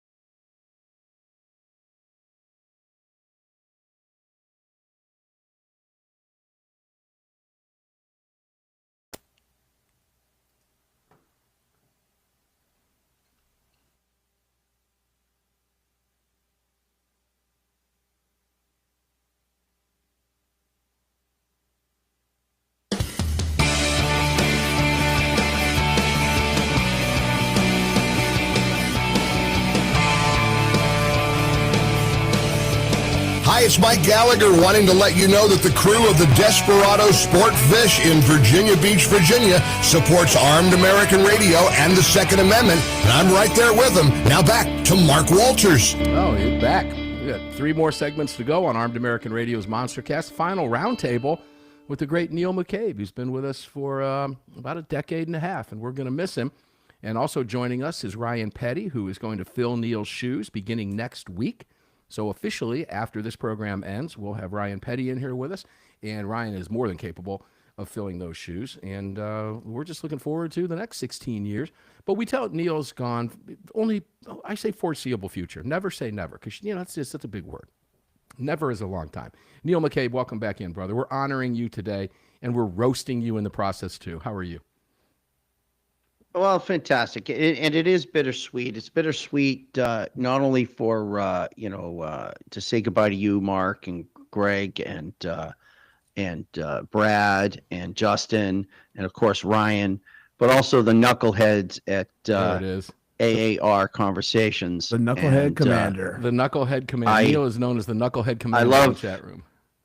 I love playing hooky with those guys during the break, and they're a lot of fun. And when I've guest hosted, they were like every time I missed a break or I ran long or they're like, oh wow, almost so close. Well, They're we're going to like, start so close. We're going to start grooming Ryan for that responsibility from now on, because he's going to be taking over your in-studio connection coming up. We've got Justin Moon, the CEO of Car Arms. Of course, we're in the Car Firearms Group studios. Justin, we couldn't go without having you in here to help us roast Neil on his way out. How are you today, Justin? Doing good, Mark. Thanks for having me, man. Can you believe this is Neil's last show with us? That's hard to believe. I mean, he always does such a great job, so. Yeah. Well, you'll have more time to talk now. Okay.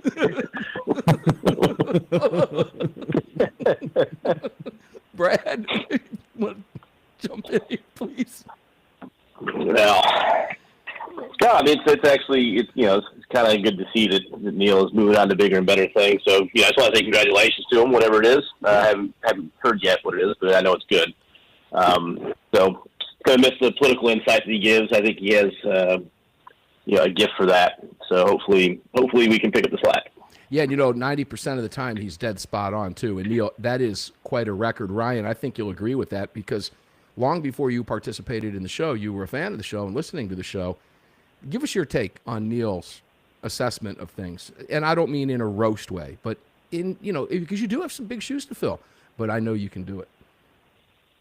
Well, you're right about that. Look, Neil is, he's a guy that knows a lot of stuff about a lot of things.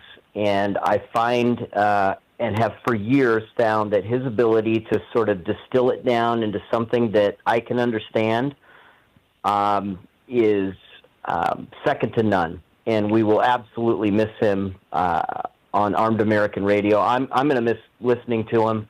That great Boston accent, in addition to the analysis, is just it's going to be hard to fill any shoes that Neil's walked in. But I can't think of another guest that just absolutely seems to understand not only the Second Amendment issues, but just broadly how the political workings of the country are going, and being able to explain it. Mark, it's going to be we're missing a great one for sure. Yeah, you talk about the inner workings, the inner machinations of Washington.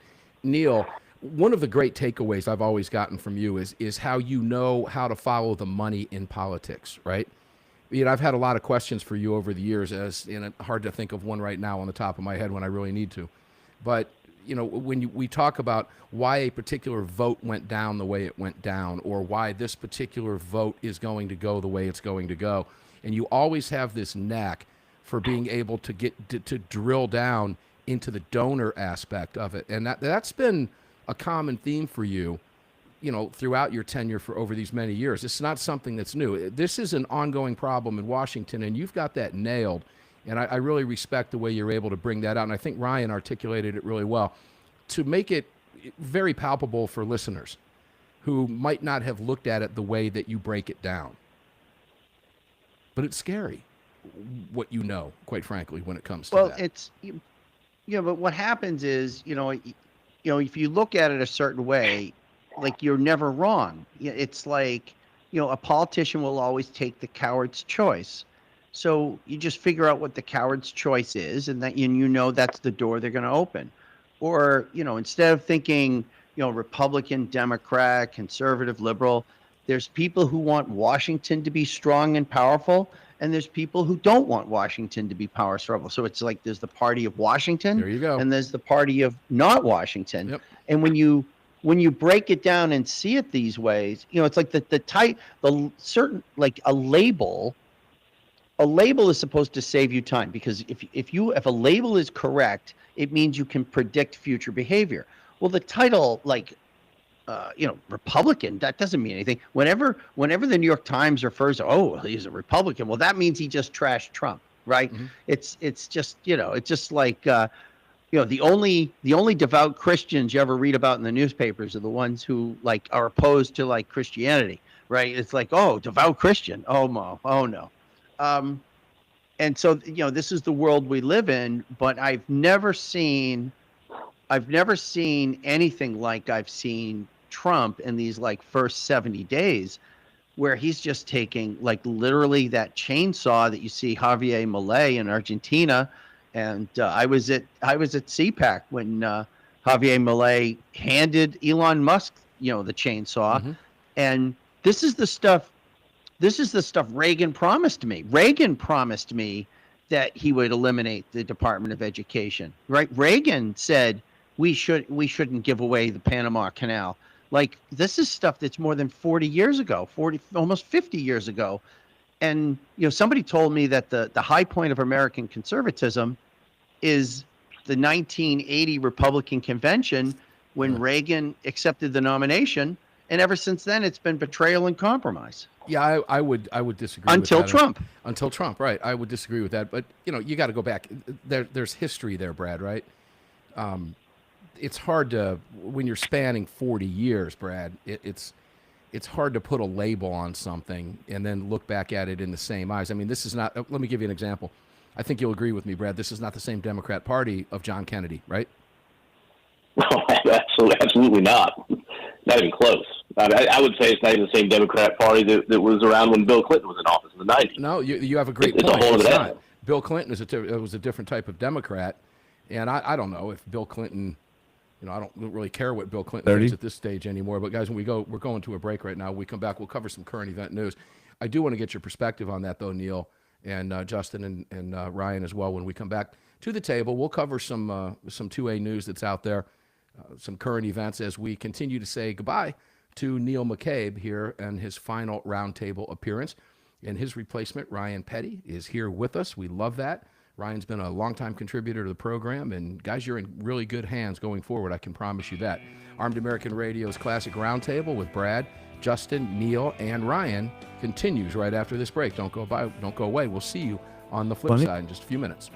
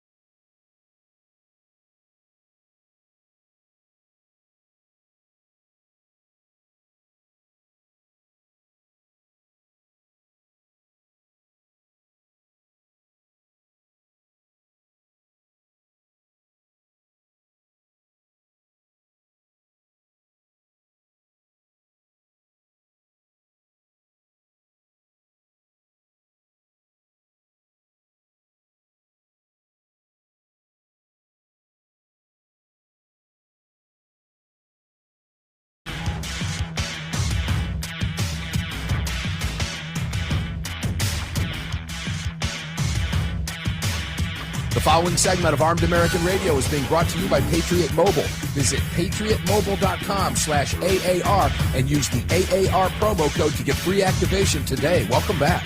Yeah, welcome back. Car Firearms Group Studios fired up for you here at the Patriot Mobile Communication and Command Center. This is the Sig Sauer microphone. If you're watching us, if you're listening, this is the Sig Sauer microphone I'm in front of. And I am Mark Walters, filling your prescription for freedom today and every day. And it is all being brought to you by the great X Insurance. And you can find all of our great partners. Support them all, please, at armedamericanradio.com. You heard me talking about the North American Arms with Neil in a previous segment, a column that I had written about them. They are fantastic guns. I've got one on my hip right now. North American Arms, the Sidewinder. So check them out as well. And all the really cool stuff going on over at Car Arms. I reposted on Facebook their newest. We'll get to that in the next segment because I want to hear from Justin Moon about that. But let's go back and welcome back the guys into the roundtable. Guys, welcome back in. We have 2 more segments with Neil McCabe to go. Justin, let me take it over to you. I don't want to spend too much time on talking about Clinton, but I find it a fascinating conversation when Brad brought up, we were talking about the difference in the Democrat Party over the last few years or last few decades. Yeah, 40 years in politics is a long time, but not really when you look at, the scope of things and the things that have changed. Completely different party. Would you agree with Brad on that timeline as well, that this isn't even the party of Bill Clinton anymore? Well, Obama, I think, brought in fundamental changes to the Democratic Party and turned it from a kind of a center-left party into a radical Marxist communist party. And they went for a full-blown communist revolution. If we hadn't won this last election, we would be in concentration camps, Mark. Oh, they wanted to put us away. There's no doubt about it. Ryan Petty, completely different party. Agreed? Yeah, this is not my grandfather's Democrat Party for sure. No, the party was captured, during the Obama administration. He brought the radical leftists from Chicago in. The Saul Alinsky rules for radicals, all of that applies. This is not the same Democrat Party of JFK, even, right? And that's why you see Bobby Kennedy. Robert F. Kennedy's now part of the Trump administration. The left has moved the Democrat Party so far to the extreme that, and they've been in control of the party now for years. And that's one thing I just don't think people understand. But it's people like AOC and that wing of the Democrat Party that's actually in control. They're driving the policy, they're driving the discussion, and they're the ones largely driving the grassroots of the Democrat Party through donations and everything else. And that's unfortunately taken the party so far to the left that they think nothing of burning our cities down, destroying private property, and quite frankly, it's impossible to have a discussion with them. It's not like when Reagan was president and he could have dinner with Tip O'Neill and they could have a discussion and agree to disagree. You can't even talk to the left anymore. They absolutely don't want to hear anything we have to say. And, Neil, here's the political analysis question for you on that front, because now Obama is out. Trump has dusted them all. And when you hear Ryan talk about AOC, Brad, we'll go to you on this too before I switch gears and go to March for Our Lives and a couple other things. But Neil, from a political analysis standpoint, does Obama have any sway whatsoever in the party at all? And twofold question, I'm thrilled that the party is sticking with Bernie Sanders and AOC. These people will never win another election. They're so out of touch with America. Or am I wrong? As Obama can raise money, he will be a factor. And he has lost his sort of sway with sort of the middle ground, middle Americans, but he has tremendous influence inside the party. And, people forget, Obama won Ohio twice. Obama won Florida twice.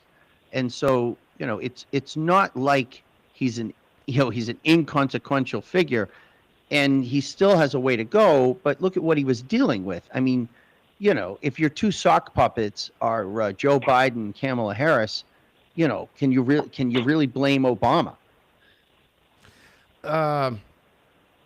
Yeah, I could, but that's fodder for another show. Brad, your thoughts on all of this before we move on? Well, one thing I think we kind of forget is the people who are in charge of the country right now. They call themselves Republicans, but the people in control are refugees from what used to be Democrat. I mean, Donald Trump used to be a Democrat. Elon Musk used to be a Democrat. Robert F. Kennedy used to be a Democrat. There's a lot of people, that are now identified as Republicans, but Tulsi really, Gabbard, let's throw her it's not in even. Yeah, Tulsi Gabbard. I mean, they're not even really traditional Republicans.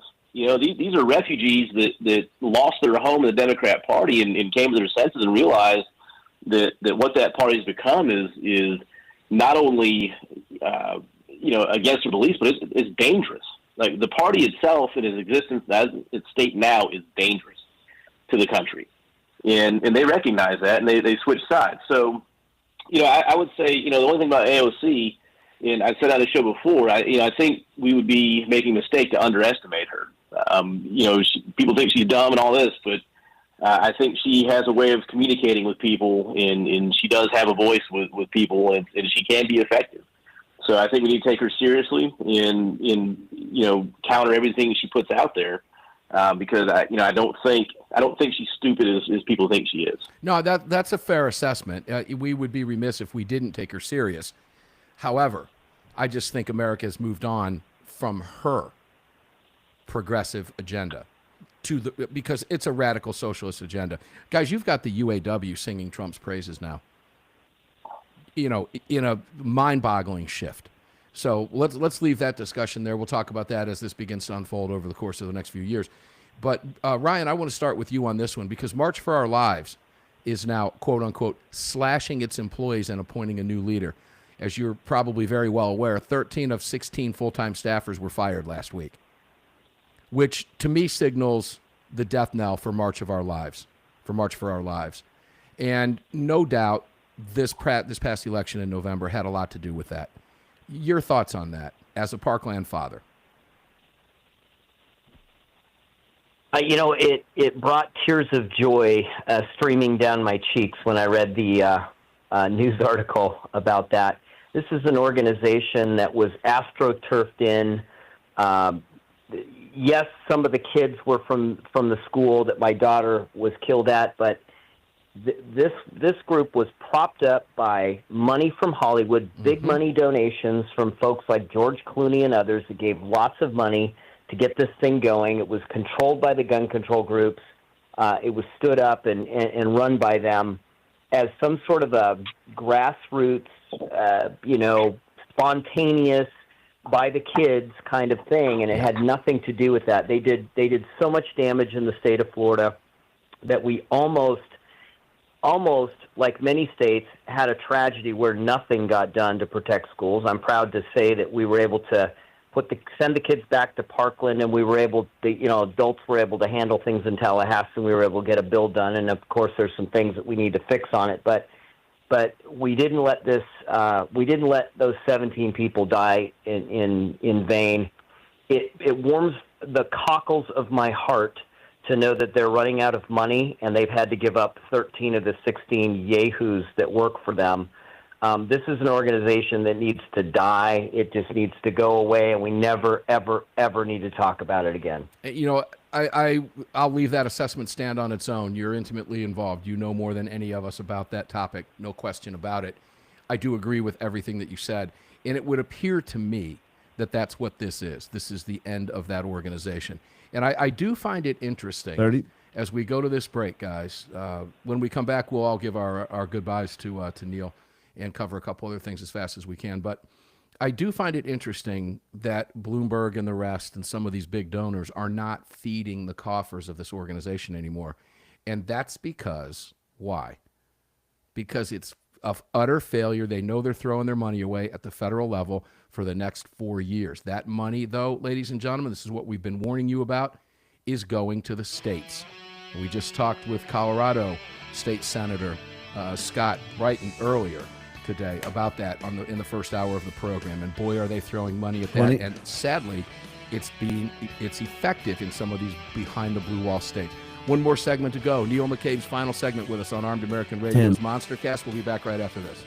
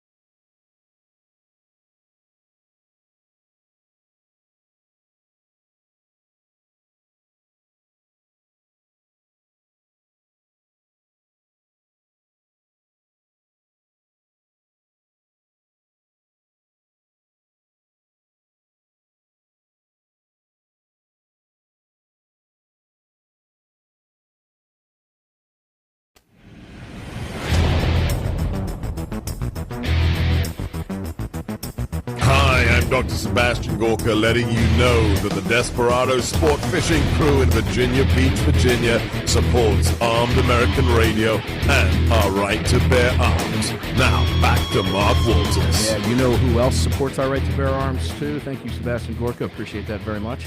That's Bud's Gun Shop, budsgunshop.com, budsgunshop.com, budsgunshop.com. That's our exclusive online retailer. We'll be broadcasting from Bud's Gun Shop in Tennessee in the coming couple weeks, I think. We're working on the dates that work for everybody so we can get you a guest lineup up there and do it live from the facility on the floor of budsgunshop.com. That's going to be, I think, Sevierville, Tennessee is how you pronounce it, I think somewhere. We'll just call it that because we can. Welcome back to the Car Firearms Group studios, guys. Final segment with Neil McCabe here in the Car Firearms Group studios in front of the Sig Sauer mic. Visit all of our partners, please, at armedamericanradio.com. Welcome back. All right, guys. So let me take you in a different direction. Well, Brad, let me get your take on March for Our Lives first. I didn't get a chance to jump over there with you on that, and then we'll go to Neil. Well, I mean, Ryan summed it up best, but I mean, with David Hogg is probably the reason why that organization is dying. The dude is some kind of grifter, really. I mean, he saw what he did, setting up fundraising emails for his own personal gain when he got that seat with the Democrats. And I'm sure, like you said, I mean, they're probably realizing that he's a loser and not worth throwing money at. And so, the only thing that could be better is if he goes away as well. We were sitting here talking to Chad. I mean, the dude's appearance is just offensive to me in his attitude, in the way he carries himself, in the way that he preaches at us. He needs to go away as well. And so that organization dying is a good thing for all of us. And hopefully David Hogg fades into nothing with it at some point. Well, as vice chair of the Democratic National Committee, that's probably on his horizon. Neil, did you want to jump in and mention anything about March for Our Lives before I give the guys the mics to say best to you? Yeah, well, it was a tremendous grift, and they should count their winnings and go away. Ooh, I like that. Just leave it alone, right? Bye-bye. Justin, let me start with you. We've got about 5 minutes, and we'll go around the table. Any parting words for Neil McCabe, who has been on the program with us for a number of years and spent a number of years with you here at the table as well, as we have him for his final 5 minutes on the show?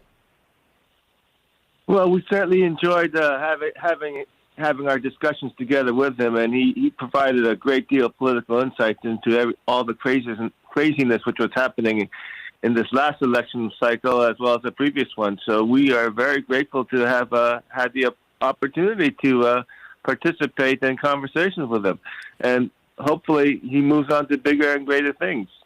Brad? Yeah, I mean, being on the show with Neil, I kind of feel like I'm sometimes, struggling to keep up with Neil and his analysis. We all do. And I'm standing on the shoulders of a giant, and so, just the whole experience of being on the round table and specifically, being partnered with Neil is, it's been an enriching experience for me, that's for sure. And hopefully he won't be a stranger moving forward. I look forward to hearing from him and seeing what he does, because I'm sure it's going to be equally as good as what he's done here in the roundtable. It'll be great for all of America, I can promise you that. Ryan, jump in. Well, I've only been a couple of times, as a guest in the roundtable here where Neil's participated, but as I said before, been listening for years and have appreciated every word that Neil has uttered in analysis of what's going on. I think he brings order to chaos. Neil, I wish you the very, very best in your new endeavor. Hopefully your ability to distill the truth and bring that order to chaos will serve you well in the next thing that you're doing. And just know that you've got forever fans here, hoping that someday you can return. There you go. We'll leave it at that. Neil, I'm going to turn the mic over to you and let you have at it for the next 2.5 minutes. You're a good talker. It's all yours, brother. I just want to say just how much Armed American Radio means to me, what the community means to me, what the knuckleheads mean to me, what the panelists and everybody means to me. And it's it will always be a part of my life, and I'll continue to be close to Mark and the other guys on the round table behind the scenes. But I think people should be aware that when Mark says, Neil's from points unknown, because this is like classic. When I think about all the different memories of being on the show, I think the highlight for me was the 10 months I was in Kuwait, but didn't tell anyone I was in Kuwait. Yes, that's right. And so when he says what Mark is referring to as effect like parts unknown, is that so that I would have to I'd have to wake up at so the show would be from 5 to the round table would be from 5 in the morning to 6 Kuwait time. So I would wake up like 4:30, and then I'd have to find this quiet spot outside because I had a roommate who outranked me significantly. Right, Brad? I was an E6, he was an E8, and he was already ticked off. He shared a room with an E6, right? So I wasn't going to be broadcasting from the room, right? And so there was a place by this warehouse that was surrounded by cinder blocks. And I was always afraid that someone would hear the birds chirping or the bus drive by, but we managed to pull it off. And so because the 3rd Army, which is U.S. Army Central, runs Camp Arif John in Kuwait, it's Patton's own, right? Patton was the commanding general of 3rd Army. So on all 3rd Army installations at 06, they play the theme to the Patton movie, the soundtrack, right? The movie theme to the movie at 6 o'clock, and that's what passes for Reveille on 3rd Army installations. And so it was just one of those moments where it's like I would log off of Armed American Radio, and then just after saying goodbye, I would walk back to the barracks to Patton, and Patton, was just, this on all the loudspeakers all over the base. You just heard, this fantastic script or soundtrack rather. And so there's so many different memories, but it doesn't end, right? Armed American Radio doesn't end. My relationship with Armed American Radio doesn't end. And I'm just, and I'm so grateful for this. Really, I didn't expect all this attention, Mark, but I'll take it. That's all right. Hey, I'll soak it in. I'll bask in it. Thank you, man. Yeah, Thank you for everything, sir. Oh, we love you, brother. And, guys, a couple things, listeners included, that time he was talking about those 10 months when he was overseas, I can't believe I was able to keep that quiet as long as I did, Neil. I'm surprised that didn't slip. And that's where the parts unknown came from a number of years ago. That's why we did that. But, Neil, you are beloved here. We love you here. And ladies and gentlemen, as I mentioned before, you might not hear Neil's voice on the show, but you'll hear it through me because we will, of course, still be working together, and we're going to be able to do some great things together. We just won't be able to do it here in front of the microphone as he moves on to bigger and better things. Neil, you're loved here for a reason. You're a fan favorite for a reason. We all love you, and thank you for everything that you've brought to Armed American Radio for all of these years, a decade and a half. Brad, we love you, man. Brother, like nobody's business. Brad Primo, we'll see you next week. Justin Moon, we'll see you next week. Ryan Petty in the chair, we will see you next week. Neil McCabe, you will live with us on Armed American Radio forever. We love you, brother. Thank you for your contribution to the show over the last 15 plus years. We do love you very much, and I know I speak on behalf of all of my listeners on hundreds of radio stations across the country. That was the great Neil McCabe. We will miss his political analysis on the show. But nonetheless, Armed American Radio marches forward, as Neil put in a text for me today. Always forward. And we're looking forward to Ryan coming in and joining us in the seat for a new era of Armed American Radio's Monstercast beginning next Sunday. Guys, we're going to get up and do it again tomorrow precisely because they don't want us to do it. So until we meet on the radio, just enjoy your day, stay safe, and we'll see each and every one of you on the radio tomorrow. Thanks for tuning in.